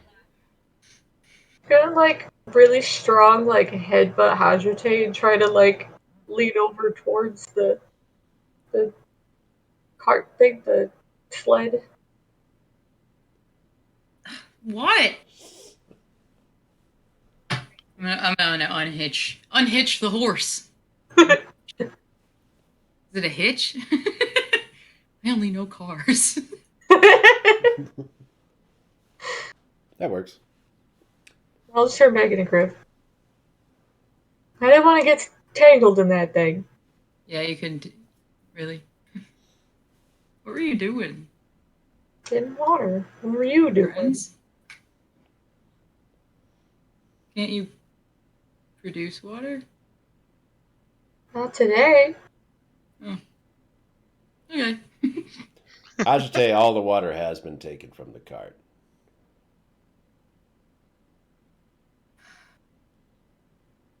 I think I'm gonna go eat covered in blood. Well, it doesn't look like we're getting any nice baths anytime soon, so I guess that is what we're doing. Yeah, by the looks of it. Well,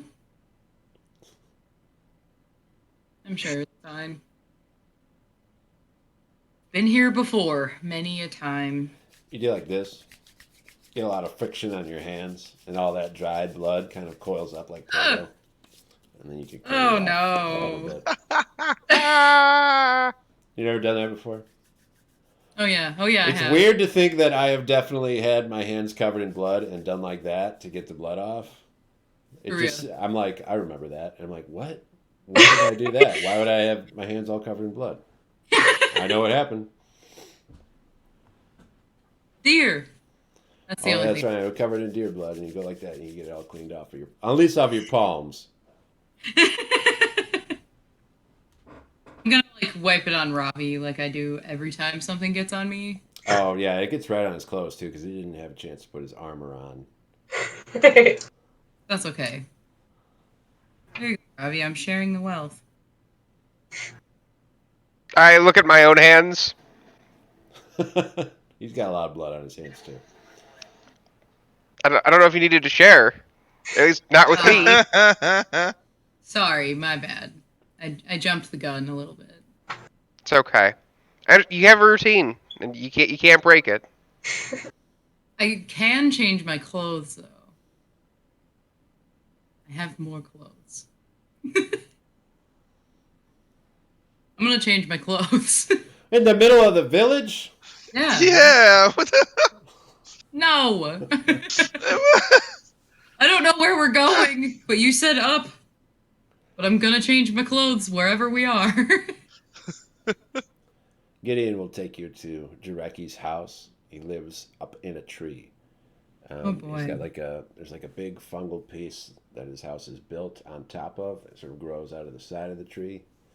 The steps getting up there are made for Omni people who do a lot more leaping to get up that high. So it takes some effort to climb up for the rest of you. If you want Luna up there, it's going to be like a pass and carry technique to try to get her up, or you could just leave her down on the jungle Can I floor. just carry her like a backpack? What? You won't be able to do that, no. Have you ever carried a horse-sized dog like a backpack? A wolf? It's a fantasy game, okay? You don't Anything have it. can happen. You don't have it. You've got to climb up, and then Ravi has to like pick up Luna, and then like try to lift her up, and you've got to reach down and like grab around on her and like lift her up all the way. She's got to like have her legs all splayed out and look nervous the whole time. She can hang out with Shell, you know. We don't have to go through all of this hullabaloo. She doesn't need to listen to the conversation. I guess. Yeah, Luna. Be a good girl. Stay here, and howl really loud if you can, if you sense any trouble or bad guys coming. Okay, and I give her a treat. All right, yeah, she's into that. She's 100% sure of what you just said. She's got to rest a little bit. She was getting hurt a lot in the fight, so she's okay with not expending a lot of energy trying to climb a tree right now. When you get up to his house, it's not like a big mansion or manor or whatever. It's like two rooms that are separated by a curtain. There's some verticality to it. There's like a little loft area where there's like a sort of sleeping arrangement. You see on the other side of that curtain is probably another sleeping area. Jarecki is there, and just for a little quick catch-up description, he's like a tiger mixed with that Indian giant squirrel. He lives here with his whole family. He's got a wife and 2 kids. His oldest child, his son, is a teenager, and he's already a warrior. You can see that he has been recently fighting also. He's got a little blood matted into his fur. It doesn't look like he was seriously injured in any way in the last fight. His younger child is his daughter. She seems a little too small to be getting into big fights. And it looks like his wife was in the battle also. His wife and his son are preparing food for everyone right now. It's mostly fungus based. So I hope that's okay with everybody.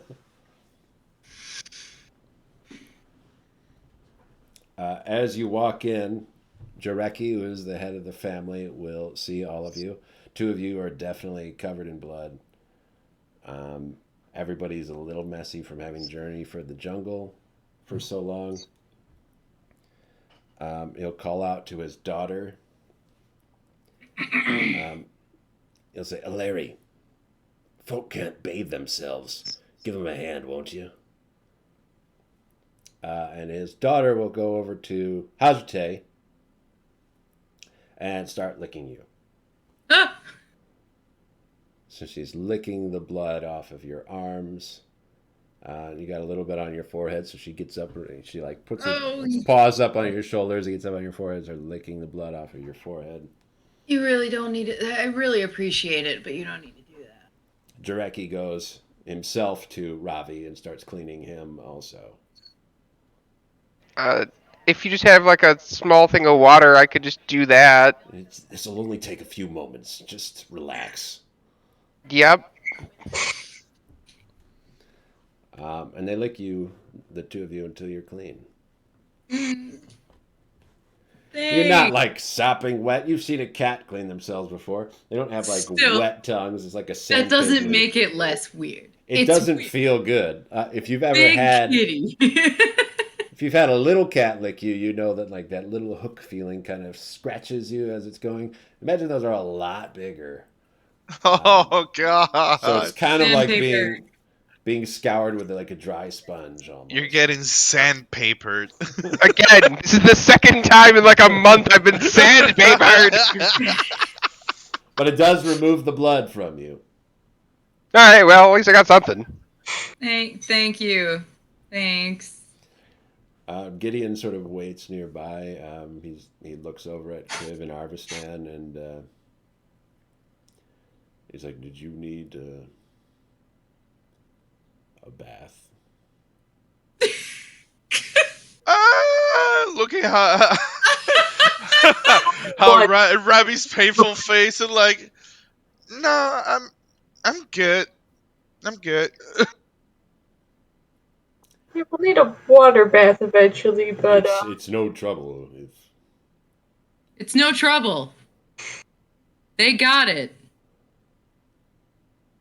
no, look, fine, it's fine. I'm just gonna take Yeah, a loose cloth and just start rubbing in random patches of dirt. yeah, we're good.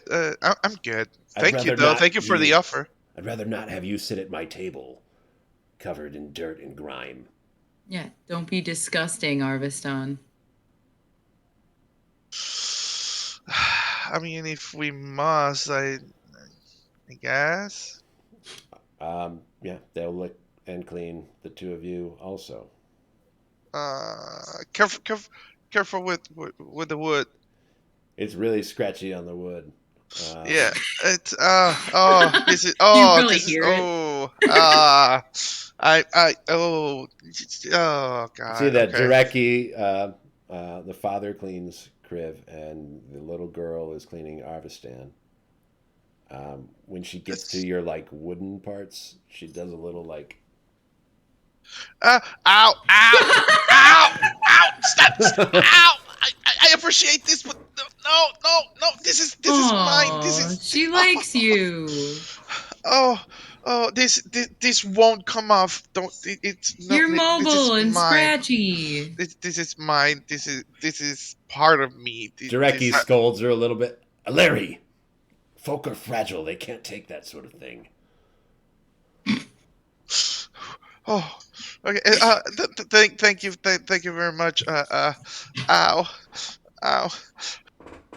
It'll heal. You'll be fine. Trees heal.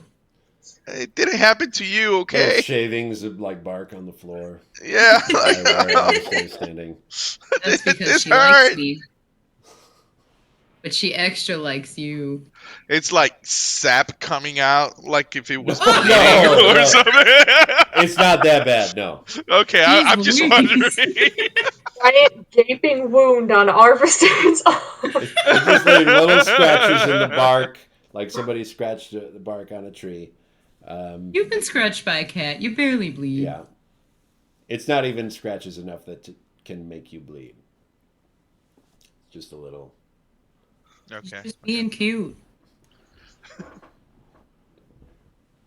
The meal is ready after you guys are all cleaned up. They present it to you. I don't know if you ever had these. I've never had them. But there's like this special kind of mushroom that they call like chicken mushroom or whatever. Oh yeah, chicken of the woods. Chicken of the woods. Yeah. And it comes. It's like big chicken tenders. It's shreddy and cool looking. They fried up a bunch of those, so that they're all breaded and fried, and they're like long chicken fingers. They've got like a kind of like a soup. It's really thick. It's got kind of a yellowish orangish color to it. You don't know everything that's in it, and they don't really feel like explaining what it is to you. They have no problem eating it.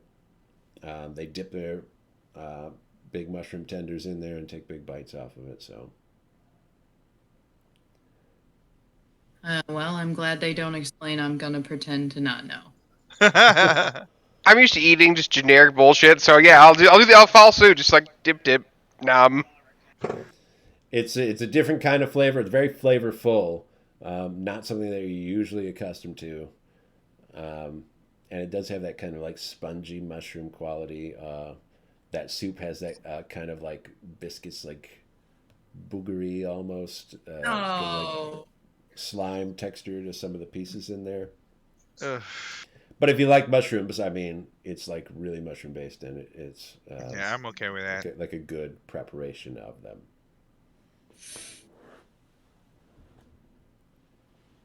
Thank you very much. Is it spicy? It's not spicy, no. Oh, Can it be? they're different here. You Can would we have add to spice? add spice to it if you wanted. Hey, you guys want some spice? No, They no. look at you, Arvistan. I guess not. This is good enough. That not like an accusatory, like "How dare you look," but like "What are you talking about? Like what are you trying to pull?" What are you And trying to pull? I mean some. What was it? Red powder? Yeah, some of Why these don't you show him? red powder to put some spiciness into the food, if that's okay with you. Why? Um, just adding a little bit of more flavor that we are used to. Does it increase the caloric content? Ooh, no, it doesn't. What's the point? The point is to It makes your blood rush faster, yes. and it makes you feel really warm when it's cold. Except it's warm here, so He'll that's use not. his muzzle and sort of like knock his bowl of stew in Armstead's direction. All right, gonna put a little A bit. little. There we go. And mix it up pretty well, and then try it and let me know what you think. Yep, he picks a big paw up and he like presses it on the edge of the bowl and tips it towards him, and he just kind of laps out of it. Don't go crazy. It's really Yeah, little by spicy. little. We don't know if you have like a good heat tolerance. This is pretty spicy.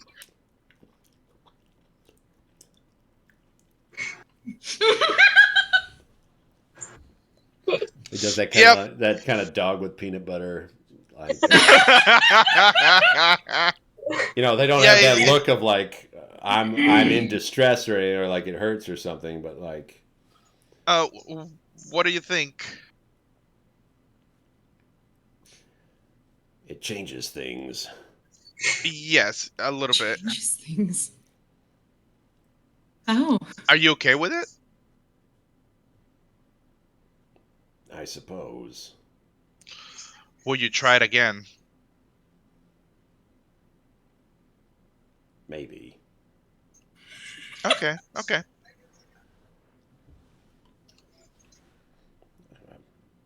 None for the kid.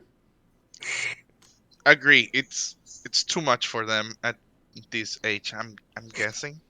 His son definitely wants to try some. He pushes his bowl over towards you. I look at the father like.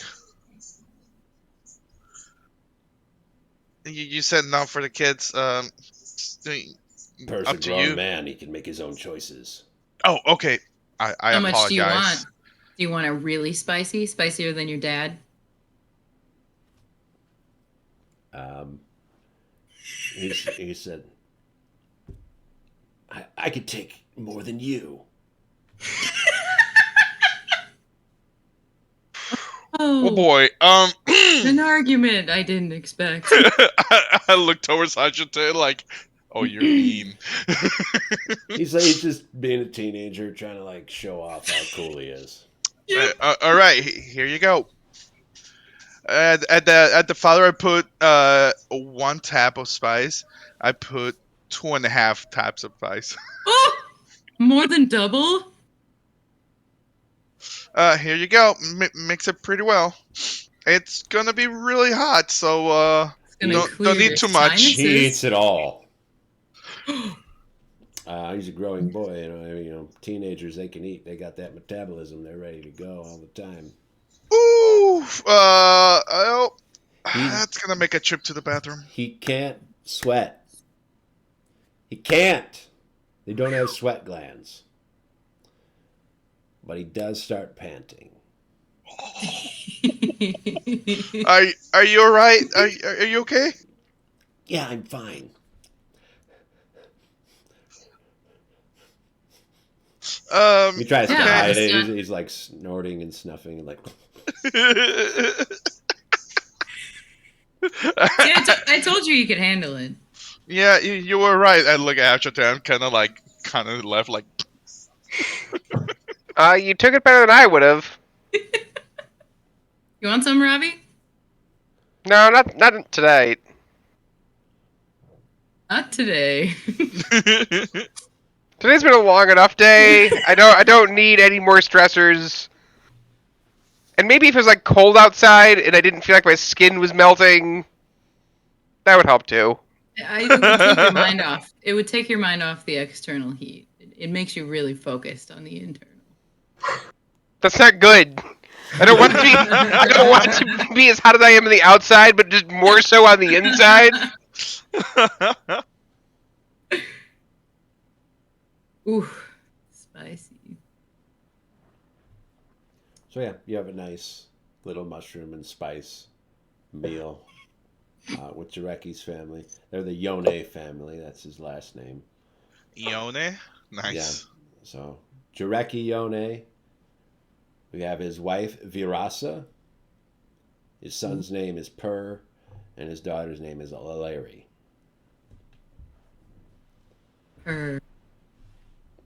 Yeah, like the sound a cat makes. Ah.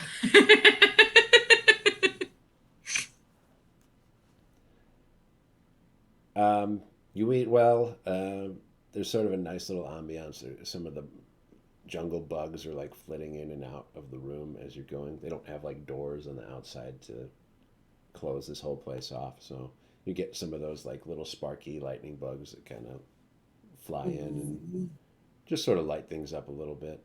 And there are a lot of like glowing pieces of fungus inside of the house to keep it lit also. And then when the meal is done, it's Alari's turn to clean up. So she takes all the bowls. And how do you think she cleans? Oh. Oh no, that's not good. There's spice in that. Oh. She's just like crying in the background. I almost offered to help. Almost. And was suspicious. And they probably don't have a sink, so it's like you're not gonna lick the bowl clean. No, I'm not going to lick the bowl clean, no. They are. They'll take care of it for you. Thank you. Jareki will say to your group, and to Gideon, I guess,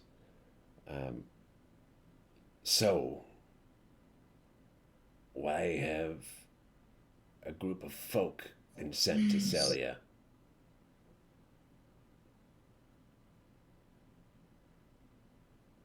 I look at Gideon first to see if he wants to respond. He'll say, we come by direction of the Empress. She says that you petitioned for aid from Tempe. You have a problem here with jungle demons. I assume those are the ones that we were fighting earlier. Jareki will say, I'm glad to see you, Gideon, but why are these, pardon me, foreigners here to help solve our problem? Because unfortunately, the whole world's kind of having your problem. Yeah. And Because at this point, we're the experts on these stupid things. What are they? Bugs. Is this a joke? I'm I've seen not bugs joking. before. I mean, maggot that burrows into your flesh. Maggots that dig into your skin. Cause a rash, if anything. Not these ones, buddy.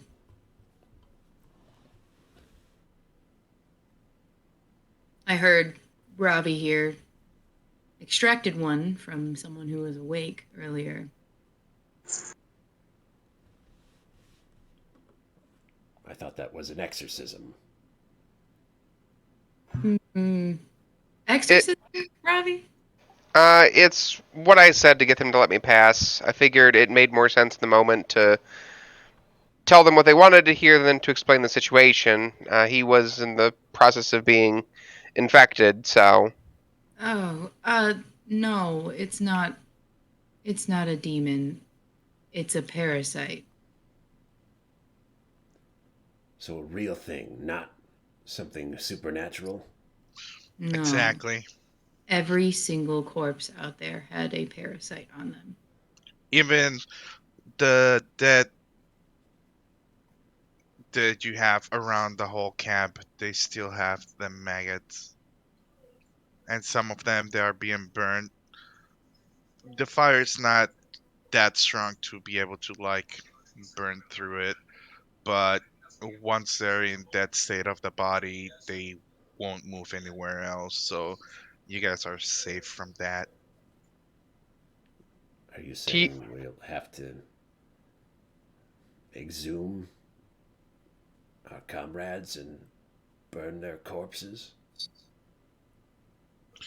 Um, we don't think that it'll reanimate people that are already dead. So far, since it's not reanimating the enemies that you guys already killed while them being alive, so you can be safe on that part. But If they were very recently infected, they could move off of them. This is a problem you have across the ocean? Um, yes, in multiple continents at this point. Did it start here? No. As far as we know, it did not. So it was brought here. maybe. uh, maybe, Unsure. and honestly, like, we don't know. You guys have had the most advanced of these creatures that we've seen lately. We haven't seen them go as far transform as we've seen them today. It's unfortunate, but we found a bunch of them in the ocean, which to me would imply that they could have carried themselves. From Karenia. No. From Tarsaria.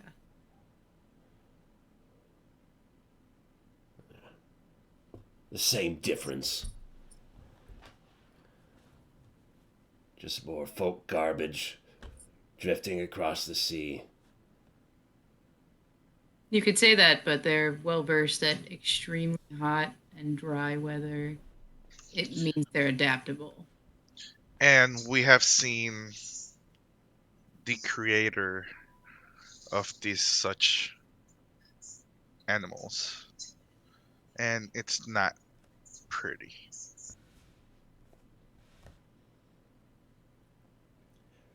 So, the Empress sends you here to help us solve the problem. What's your plan? I have a theory that there's a nest where they're producing somewhere that we have to locate. But unfortunately, it runs the risk of all of us getting infected. How would that happen? They burrow into your skin and they fuse with your spinal cord, eventually starting to combine DNA, maybe? They take possess of you and your mind, and then you're no longer yourself until they completely fuse with you, and there's no way to turn back. We've seen fully bug creatures that could have potentially been folk.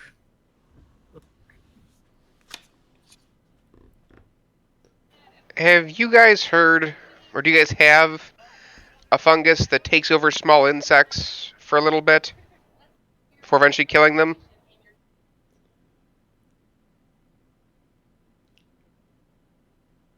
Might have heard something about that, but I'm not an expert.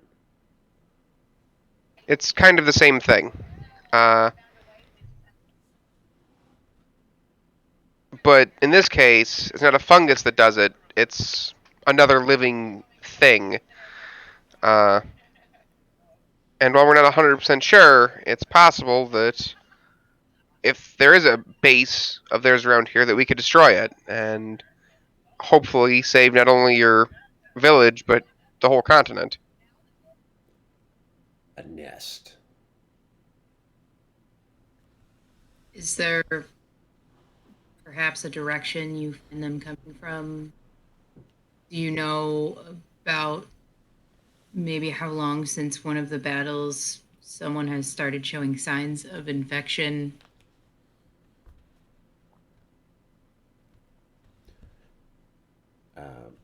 He'll like clear the table in front of him, and he'll scratch in a circle. He'll say, "This is our village. Cellia is here. When we first ran into the issue, we sent parties in every direction." And he'll draw like arrows with like smaller circles off in all these different directions.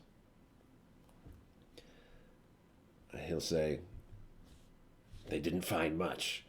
Each one came back with nothing. They ventured out as far as they dared, but no sign of where these things were coming from. Except," and he'll point to the arrow going to the southwest, and he'll say, "These never came back." Any one of those scouts that went out come back infected?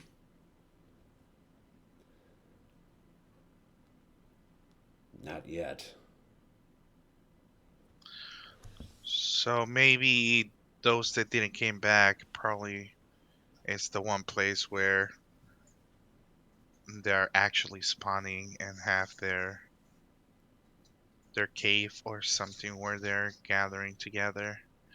I'd say at minimum it's more than likely. Yeah. What can we do about it?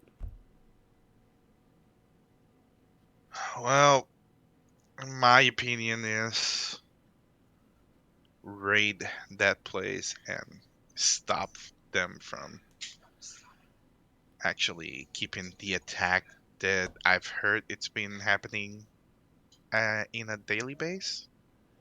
It is ridiculously dangerous. The attacks have escalated over the past few weeks. I've got a village full of wounded, elderly, children. My own daughter lives here. We can't leave it undefended. You won't. We'll go. I'll look at Gideon. If you're willing to be our guide to help us get through the forest. Gideon kind of lowers his head and drops eye contact with you, Ravi. Ooh. I've agreed to help Jarecki defend Cellia from the upcoming attack. I will look back at Jarecki. I don't suppose you have anyone who would be willing to come with us to help show us the way? The way to where? So, theoretically, if these maggots are coming from a single individual, there might be a queen of some sort. Something that's continuously pumping out these larvae maggots that are infecting things. If we take out the queen, we take out the larvae. I don't know anything about a queen or If where they no would one- be. If no one comes with us, it's extremely likely we won't come back. Not to say anything negative, but we're not very good at navigating this forest.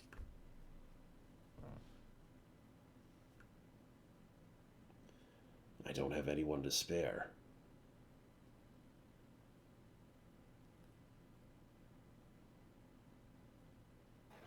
Well, We can't help you if we can't come back. We could show you how to operate on infected people. That won't last long. Mm-hmm. Not all of those infected are coming from Cellia. There are other villages in the jungle, smaller, more remote. It's also very obviously preferable that they don't get infected. We saw what happened earlier after the surgery.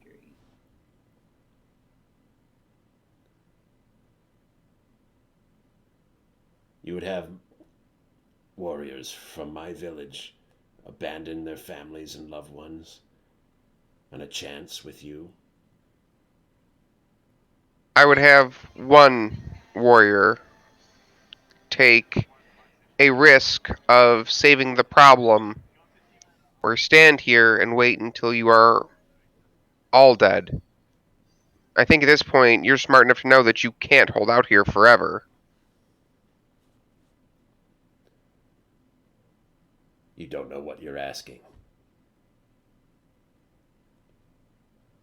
I left my home that is under attack by 2 different armies.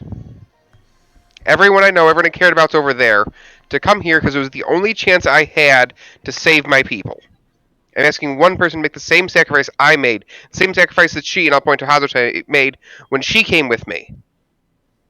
A lot of people made sacrifices to come here to help you, to try to help us fix this problem. I'm asking a lot. We are asking a lot. I know, but if you don't, we're all gonna die. No matter how much you defend the village, at some point it's gonna fall. Because they're gonna come in bigger numbers every day. Or, God forbid, all of you get infected. And become their army. We've seen it.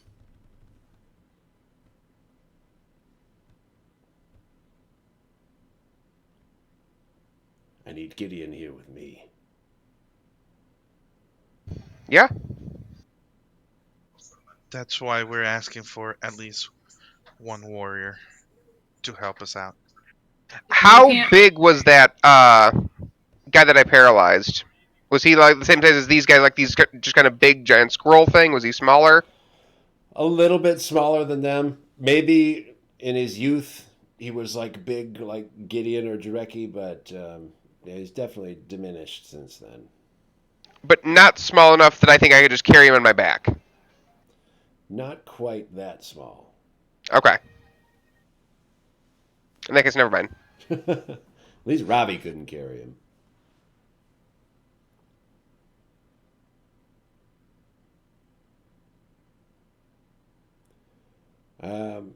Jarecki will say, I could ask for volunteers, but I won't force anyone to go. Worth a shot. That's That's acceptable. fair.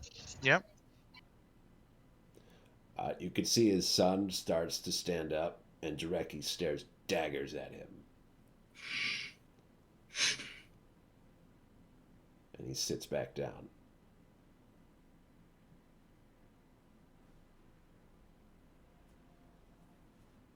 I don't want to lie to you, Per.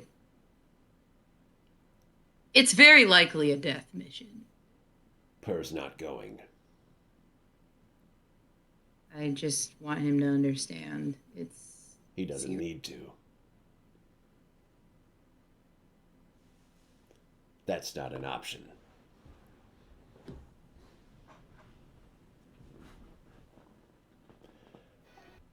Could you call a meeting? I'll go door to door through the village. You're welcome to stay here for the night. Can make up somewhere for you to sleep. I'll send my wife down to take care of your animals.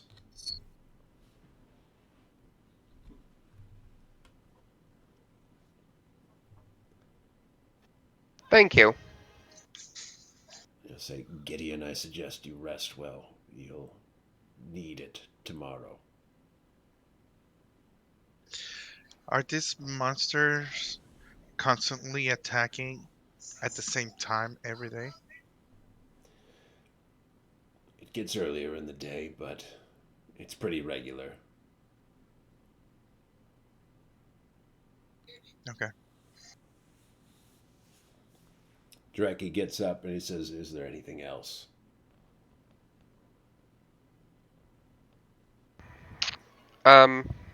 Yeah.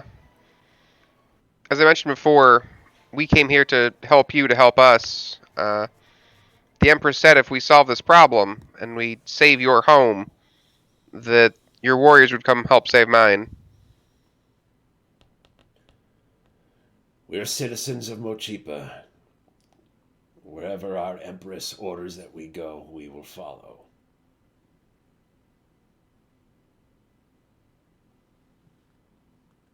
And he'll step out and start leaping down the tree and going to the other homes in Cellia.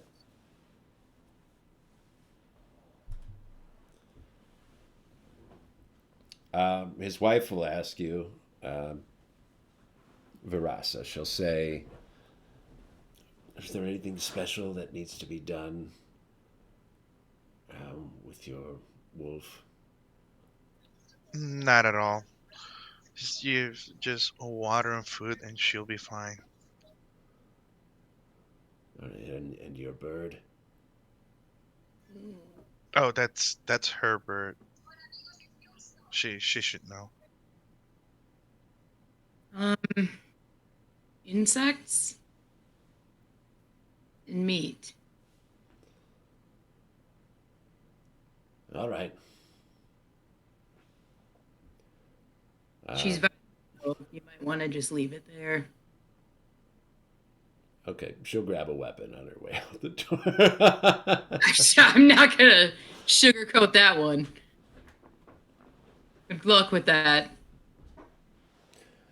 Per creates puts together a place for Gideon to sleep. And Alary, the girl, will say, are you going to stay with us, or are you going to go somewhere else?" I'll be staying with you tonight. A lot of you. Yeah.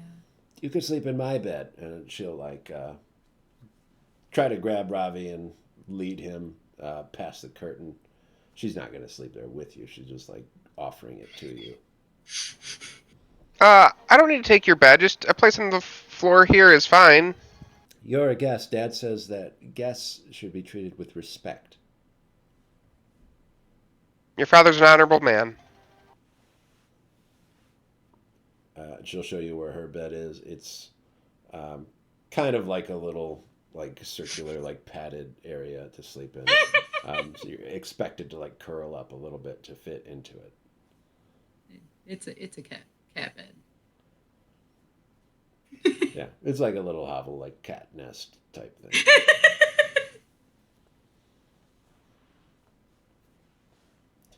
And Per offers his bed is right next to hers. For he doesn't have a specific person he's offering it to. He just kind of says that you can sleep there. He's going to sleep outside. Thank you.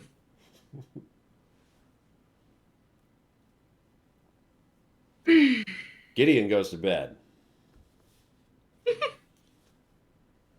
because he got hurt a lot. So he's going to bathe himself and then go to sleep.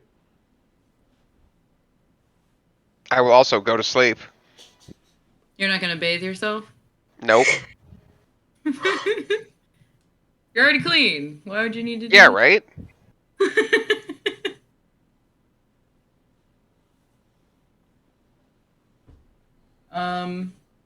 Hey Ravi, before you go to sleep, did you want to try and talk to one of my skulls?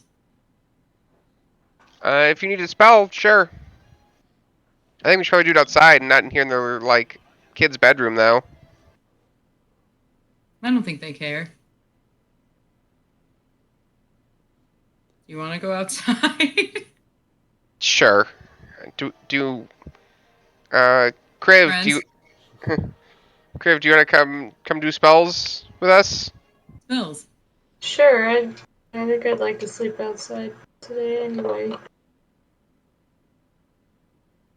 You coming, Arviston? Come on. Yeah, I'll join you guys. This should be interesting. Okay. What skull are we going to use for this ritual? We're not doing a ritual. No? We're gonna speak with the dead. Oh. Okay. Speak with dead. Now, I can guess which skull we're going to talk to for that, but I'll just make sure this is going to be your most recent acquisition. Yes, Lizard Man.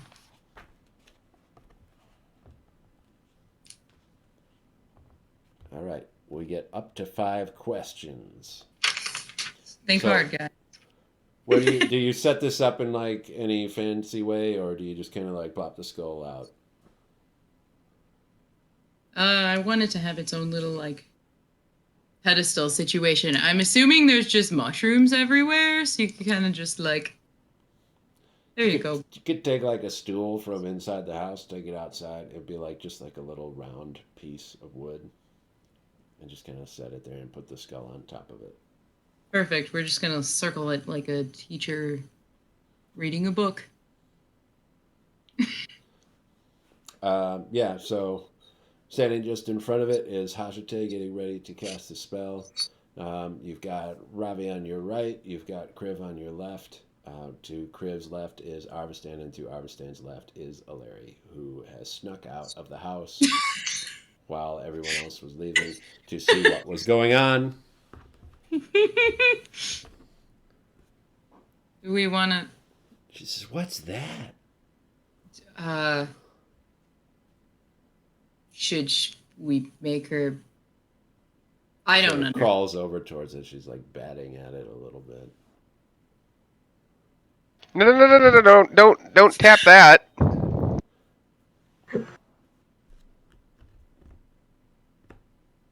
It's dead. Who is it? We don't know. We're gonna have a chat with it.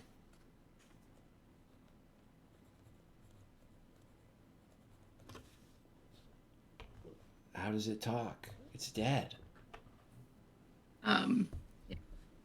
If you really want to participate, you need to promise me you are not going to say anything. I promise. I swear. On what? On your right hand. I'm Omni. I don't have hands. Paw. Your right paw. My front right paw or my back right paw? The front one. I think that's a bit more important. Well, she'll hold it up. I swear. All right. You can't speak to it. You can't ask it any questions. Just do not talk. Okay. All right. I'm trusting you. You're gonna be in for it if you lied to me just now. She squats down like to pounce. Just getting ready Don't- for whatever's about to happen. Don't touch it either. Okay. Yeah, it can't hurt you. We promise. All right, guys. 5 questions. You got them? Maybe. No? You got any idea of what you want to ask it? I got a little bit, yeah. I want to ask it if it knows when it started changing or what it felt like. That's a good question. Anybody else? It depends on how it answers the first question. If it does remember the transformation, it does have some sort of consciousness after that, then we can go from there. But if it says no, then we're kind of stuck. That's true.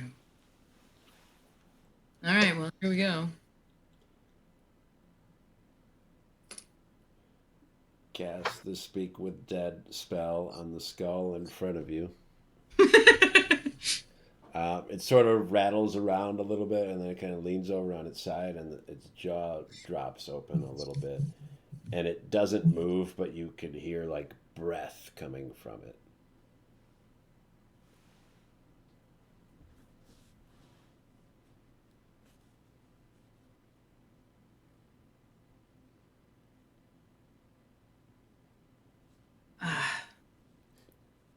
And phrase it well.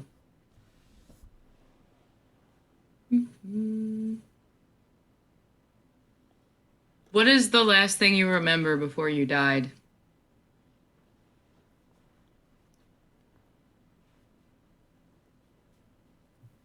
It whispers back out at you. The voice beyond the grave. Quiet, quiet, it's too loud. Too much. Itchy, itchy, itchy. Well, it seems like it remembers changing.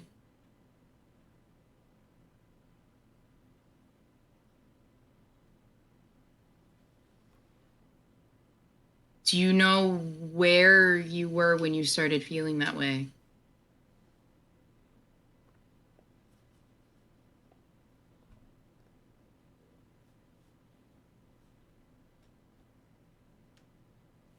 Clear water casting. Fresh. Sun.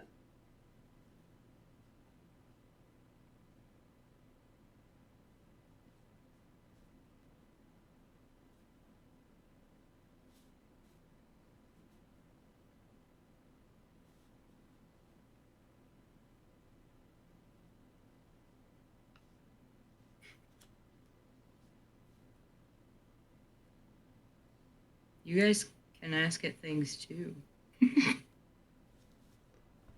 Don't ask a question unless you want to speak to it, though.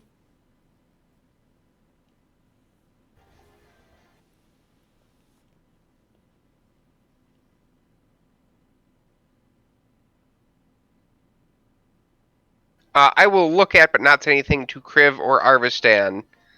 In a like, do you have a question kind of manner? And if they give me a nod, I will let them answer. If they shake their head, then I will proceed.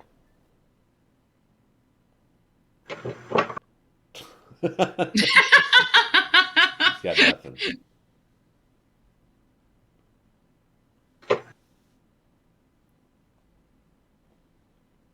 Alaria is hiding behind Arvistan's leg now.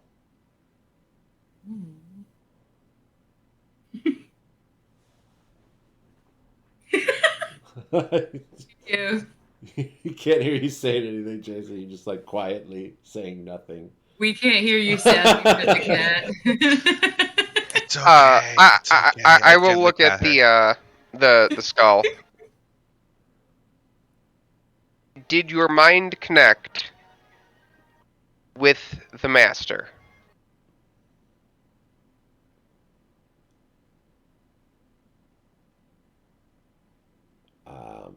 Let's see. How could it answer that? Let's think.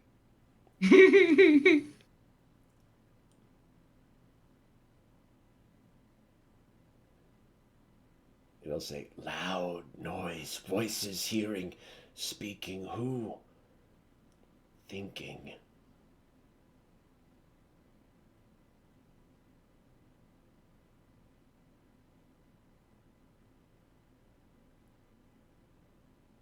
I will glance at Hazote.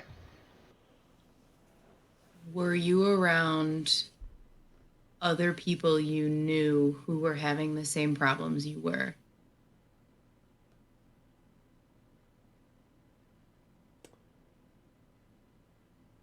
That's a really vague question.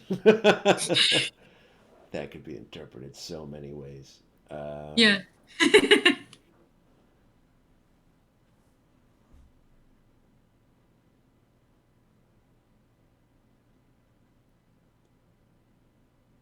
It'll say, never too far away from family. Mm.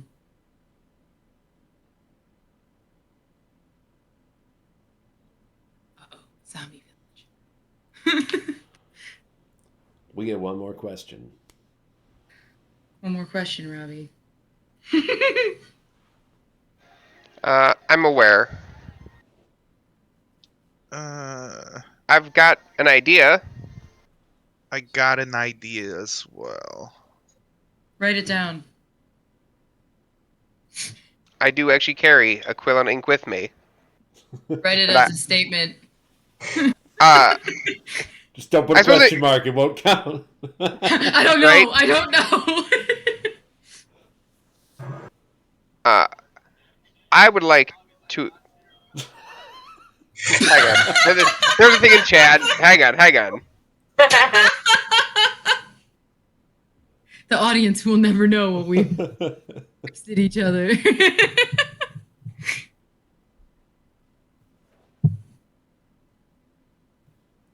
I will write down on the piece of paper. I would like to ask it where the master is, and I will show it to the group. I will grab the paper and write my idea asking it if there is a nest nearby and show it to a group as well. I don't think it will know about nests.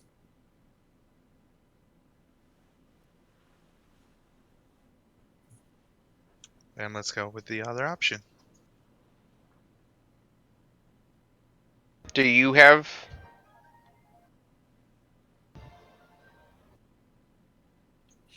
I look around. Criff?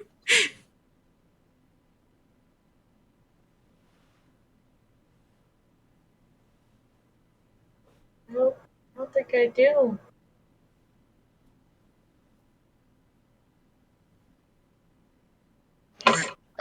Well, in that case, Let's go.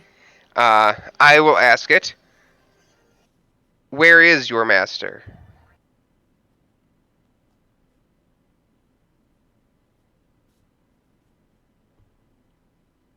It will respond.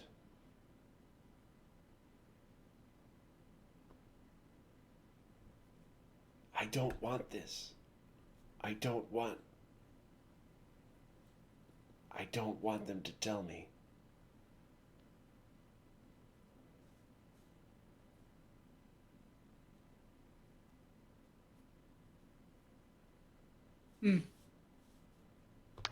I will take that as a. That was its last thoughts in life.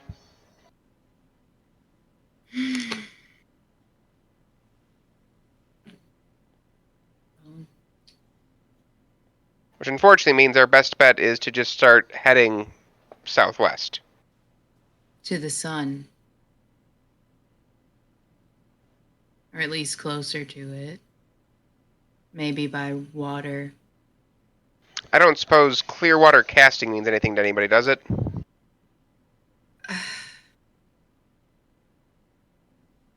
I'll actually look at the little girl. How you doing? That was too scary. It is kind of scary. Have you heard of a place called Clearwater Casting? No. Okay.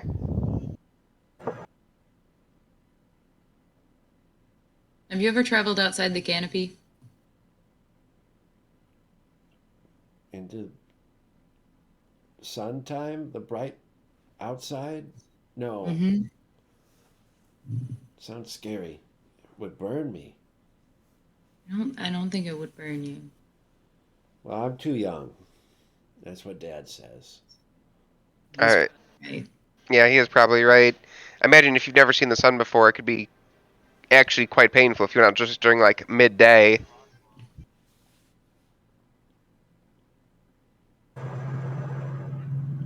Well, Well, maybe tomorrow morning we ask the Gideon. Maybe he knows. could do that. Is there someone else you guys want to talk to? I can send one message. My best bet would be Father Gregor and see how the situation over there is at the moment. Oh, it's pretty shitty. I talked to Ziala a couple nights ago.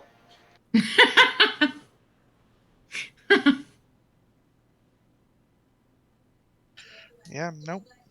You're good. I mean, if you got any ideas, Haz, I'm open to them. It's your spell. I'm tapped out. Why would we contact Deacon? Why would we need Canadian forest people? Actually, voice from the beyond. We would know if things were starting to spread into the forest. It's not a bad idea.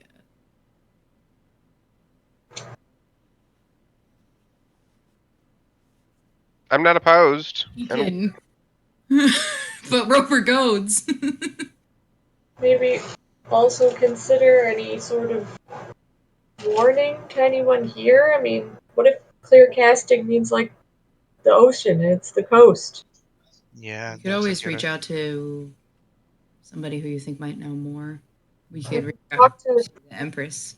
We talked to some of the guard there before. I don't know. We could reach out to the old man at the Capitol.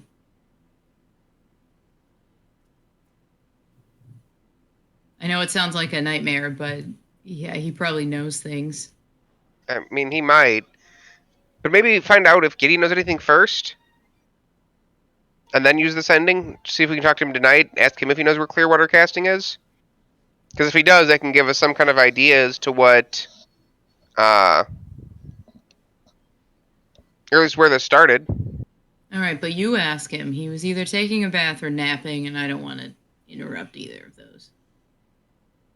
Yeah, I will.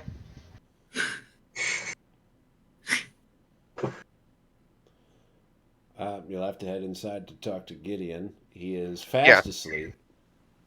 Is the... is anyone else awake?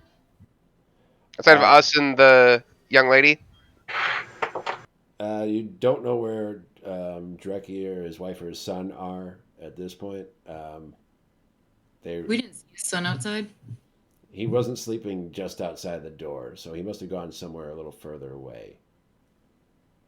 I suppose if I had to kind of look around the... Like, using the vantage point of being in the trees, if I look around, I don't see Dreki or anyone. Make a perception check.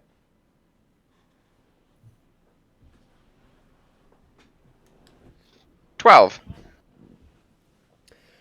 You look around. It's just as bright now as it was at any other time during the day. So it's night now, but it's just as easy to see as it was at high noon. So you're looking down and around. You're trying to see if there's anyone awake or moving around. You will only see two people. You don't know them. You can't make out who they are. You could see that each one is carrying something. One is carrying a sack, and it's tinkling as it moves. And it's just kind of like moving it from one like little homestead, one little building into another one right next to it. The other one is another sort of smaller person pulling a cart.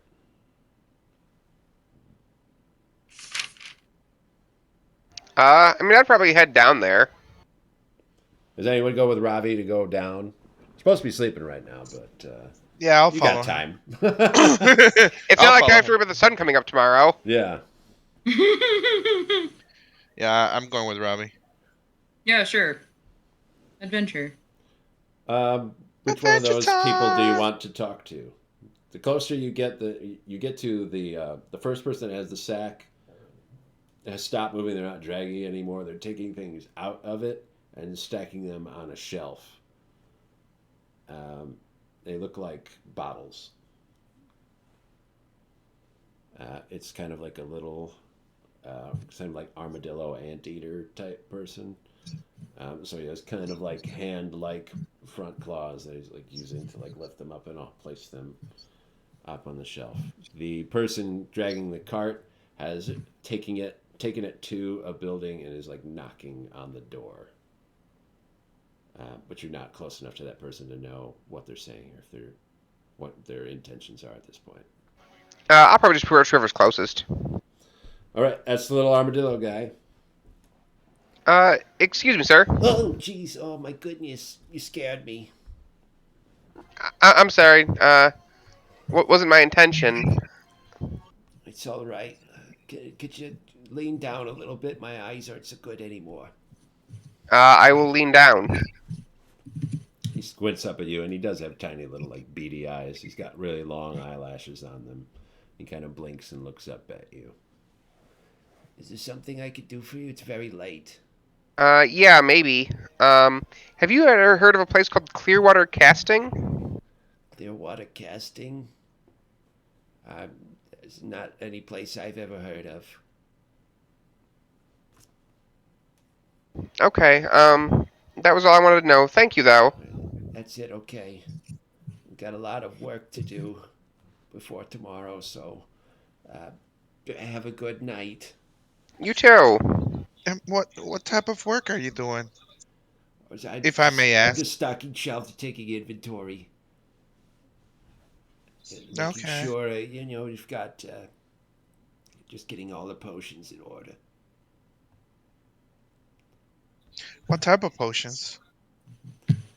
You've got a few different sorts. Some of them are for healing, but it just really got a resupply very recently. So you've been spending a lot of time trying to get them to the people in the village. If I may ask, is there any way that we could have a couple of those potions as well? Or it's just for the people in their houses? I am a salesperson of sorts. My shop is currently closed, but if you wanted to purchase something, I could make an exception for you. Yeah, I would love to uh purchase at least 2 healing potions. What's a healing potion? Is it all right if it's a greater healing potion? What's the price range of the greater healing potions? I'm charging 50 gold pieces for a greater healing potion. Can I have 3 of them, please? Sure. Let's see. Um, I'm just going to take them out of the bag if that's all right with you. And I've already stacked some on the shelves, and I'd like to leave those in display. I'll Yes, just take no them straight problem. out of my backroom inventory. No problem Can I whatsoever. see the money quick? Yes, and I give him the gold. All right. He pulls out greater healing potions for you. They're like a more brilliant red, and they have a little bit of that sort of bioluminescent mushroom glow to them. So they have light emanating from them.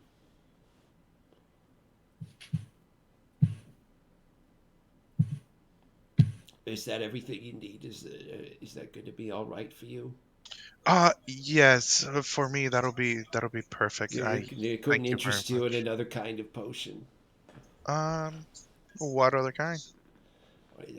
If you've got a little bit of extra money to spare, you might be able to afford a strength potion, maybe a heroism potion. What does the heroism potion do? It gives you a little bit of extra bravery.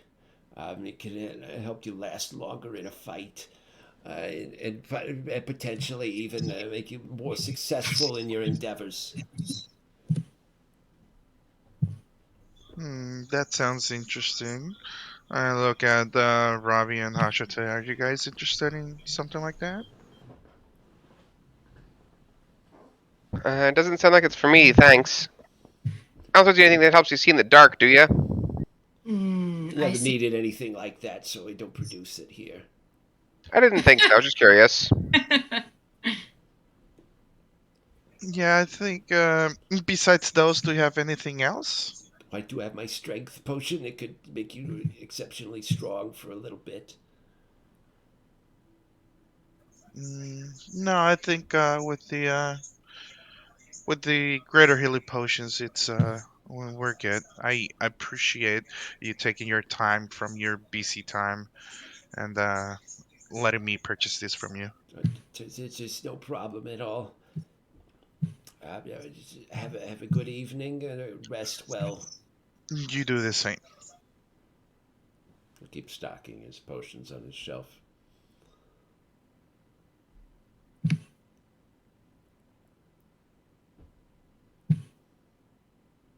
I will approach the person at the door. It's Preen, the old woman that gets water. She's got her cart and she pulled it over to the house that you were at earlier. Uh, She said, "Oh, what are you doing here? I know what I'm here for, but I don't know why you would be over here." I'm here to talk to you or to ask you a question, see if you have an answer. Sure. What? I'm open. Uh, do or have you ever heard of a place called Clearwater Casting? Let's see. I've been living here in Mochipa for my entire life. It's been quite a long one. I've been all over this jungle, up and down the coast, up through the mountains, even up north, and never have I ever seen a place called Clearwater Casting. Is that what you're saying? Sounds like some sort of resort. It does sound like a resort, yes. I'm And I sure was just they curious. might have like good fishing there. That would be nice. But no, that was my only question for you. Thank you for taking time out of your evening. Yes. And I'll start heading back. Yeah, she'll start conducting business with the people living in the house. The older woman that lives there will answer, and they'll start talking about whatever as you're walking away. Well, guys, nobody's ever heard of this place, so I think we go to sleep and try again in the morning. Yeah. As for your spell, Haas, I think just whoever you want to. If you want to inform the Empress, if you want to just reach out to somebody, to do you. All right. Hmm. You guys don't have anything you want to say to the Empress? Not specifically. Yeah. I think it makes more sense for you to communicate with her because you're the leader of the group. Yep. You're still saying that? I mean, for all intents and purposes. That's on official documents and everything, so.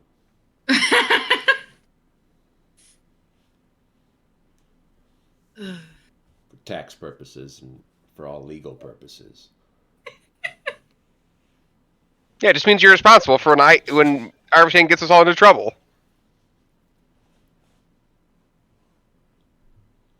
Well, okay. I am actually gonna reach out to Roper Goads.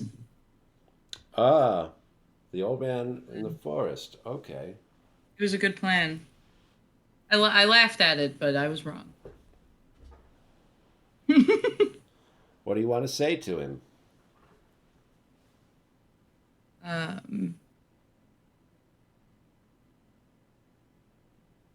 They like automatically know who it's coming from, right? Like I don't have to be like, hey, don't panic, it's me again. I think LOL. you've talked to them before.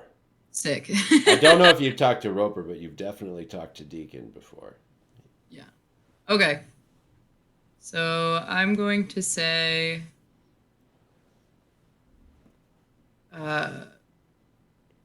oh gosh, it's been so long since we've talked to him. You like It's been a long time. He took care of your horse. We went over One of the many people that's taking care of your horse when you couldn't take it to somewhere. Yep. Yup. We could talk to the frogman. See how Ghost is doing. Okay, so I'll say,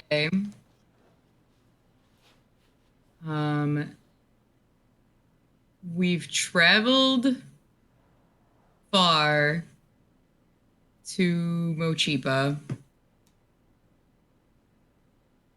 We found, let's just keep calling them demons. We found demons Sure. here and in Tarsaria. Wondering if you've seen them.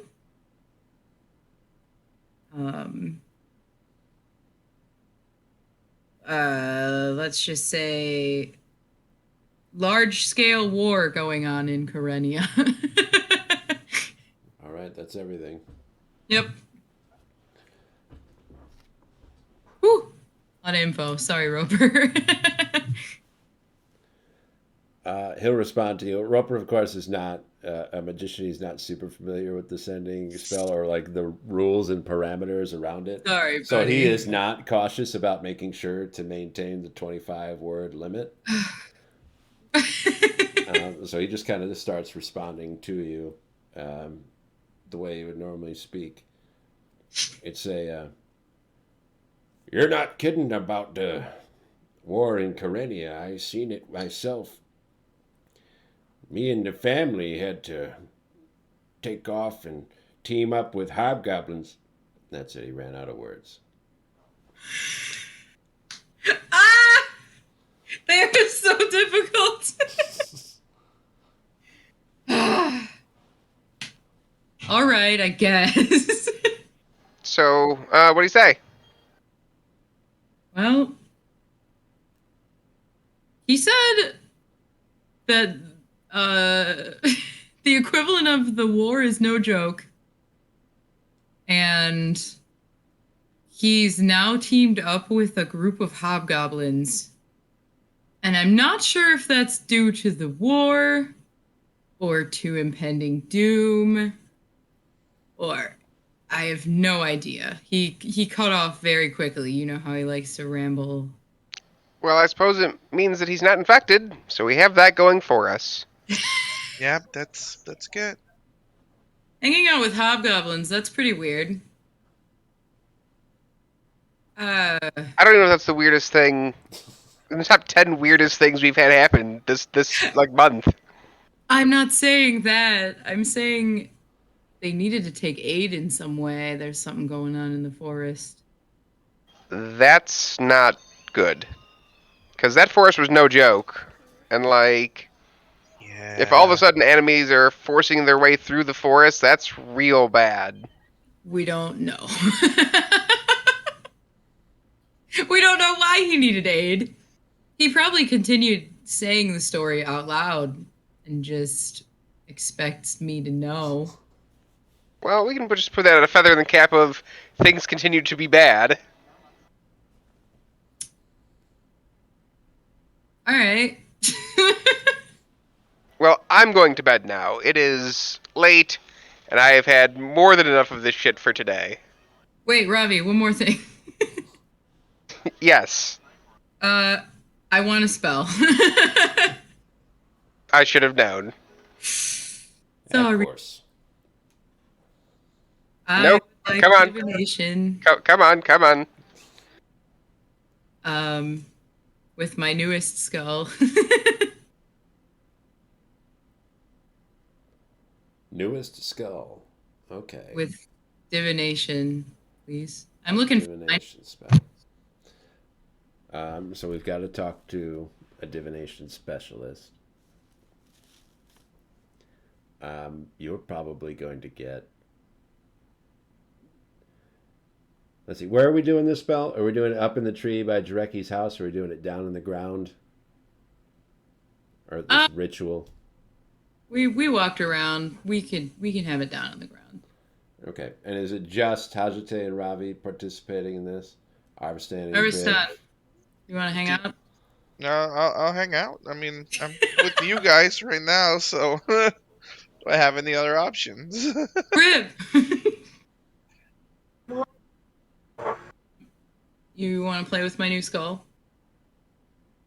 I mean, no, but I want to meet your new ghost friend, so... That's what I thought.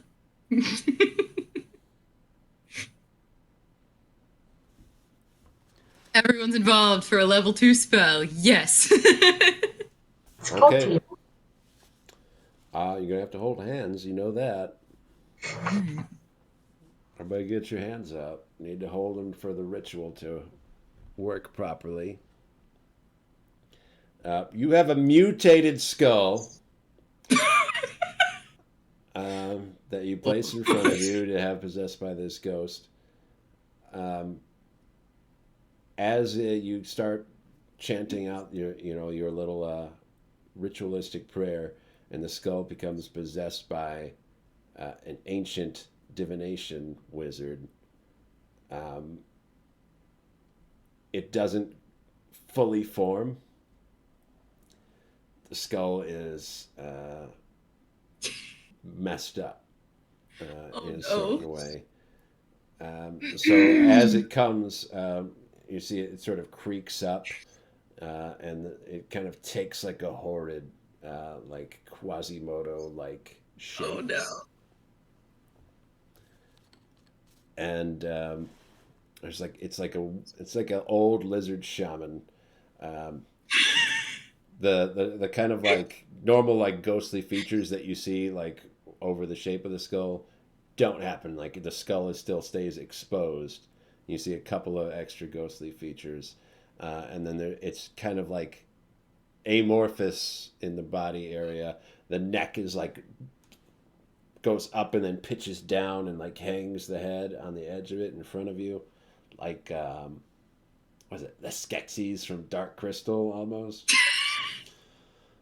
Well, guys, I wrecked it. And then it tried to speak to you. What you want? I was wondering if I could ask for your assistance. Want see future? No, I want you to give me the ability to use Mind Spike. Want use magic?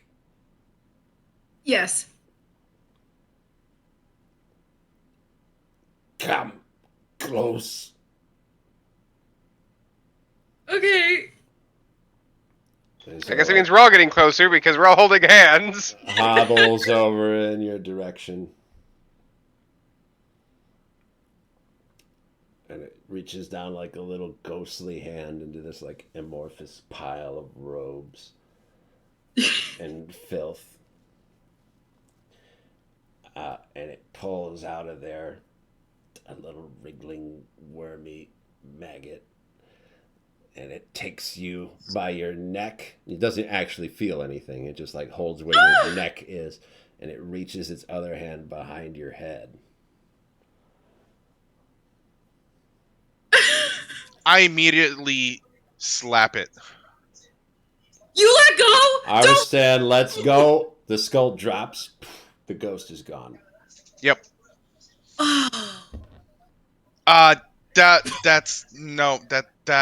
That was going to put a worm into you, and you were gonna become possessed. I'm sorry. You can hate me all you want. I'm not letting that happen. Hajite, you think you know Mind Spike. Oh no!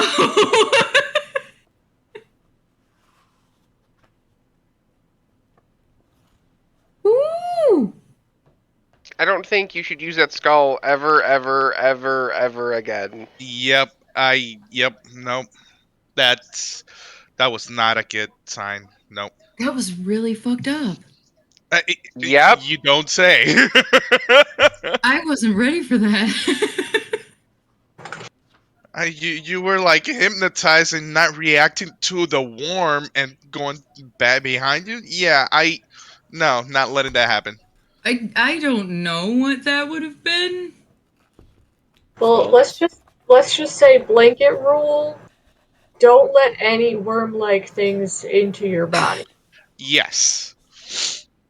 For all we know, Oh, ghost maggot is just as bad or worse. Yep. Not worth it. You could have been possessed by that same creature. For all we know. okay, but what if? Nope. Okay, but hear me out. What if that signifies that the maggots are a really old form of magic? I mean, the spirit looked old, but we don't know if it was actually just the transformation or not. I well, if only I had not used the fucked up skull, I guess. Yes, I agree. I We don't could have know if probably. it was because of the skull that happened, or if It just happened to be the thing that was here. that's how that guy used magic. Uh, I suppose there's also a third option that guy was transformed, and in his newly metamorphosized mind decided that was the solution. yep. Hmm. I I think I still got the spell though. Well, there's Oh, got I there. don't know if that's a spell you want to use. Yeah. Uh, How about this? How about we call it like a last resort emergency spell? Yeah, I Okay. agree. I agree. It's a good one. I don't think I'm Well, gonna use that spell. hopefully it's really helpful. Hopefully it does something that isn't get possessed. Okay. Um, good night, I guess. Yep. No goody. Good night. Everybody sleep well. Yay. The first hour of your full rest will be Hajite laying still with eyes wide open. Just staring at the wall. Be like Oh. fetal position. All right. Yeah, you guys will be able to rest, and you will be able to heal yourselves up for the next day, which we will get into next time. Hey, we got a full rest. Yes, Hopefully. I don't know what it means to cut that ritual off. I hope that doesn't go bad. How could, like, what would the worst one be? I don't know. Well, it's already going bad. I've never cut it Yes. off before. You've pissed off the ghost union and now they won't talk to you. Ghost Union. Hey, Hooray! I like I said, I'm sorry. I was not letting that happen. No. Ooh.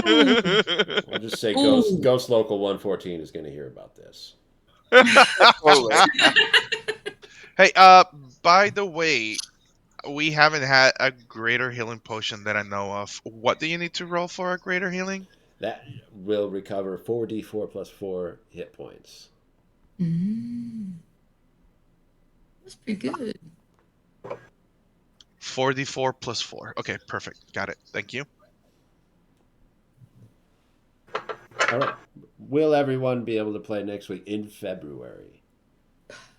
Yes. Yes. February, whatever it is. Third. Third. Sure. Yeah. Yes. All right. That's a day after Groundhog Day. See if we get a groundhog involved somehow. Probably not. I mean, we're in Mochipa. It's possible. Yeah, we're in We Mochipa. have There's a done lot of weirder omnis things in at here. this point. I think by as soon as we hit midnight on February 3rd, I will forget that Groundhog Day happened. That's possible. Yeah, that makes sense. Or it'll just restart and you'll live the day again. And Oh, yeah, that's true. Play as a groundhog the whole time. Just Oh, 8 that hours. spices up that movie. Wild shape into a groundhog and do that. Yeah. At least once, Kriv. Wild shape into a groundhog. Okay, well, until then, I hope everyone else has a good full rest. We'll see you Yep, next yep. week. Bye. Bye. Bye.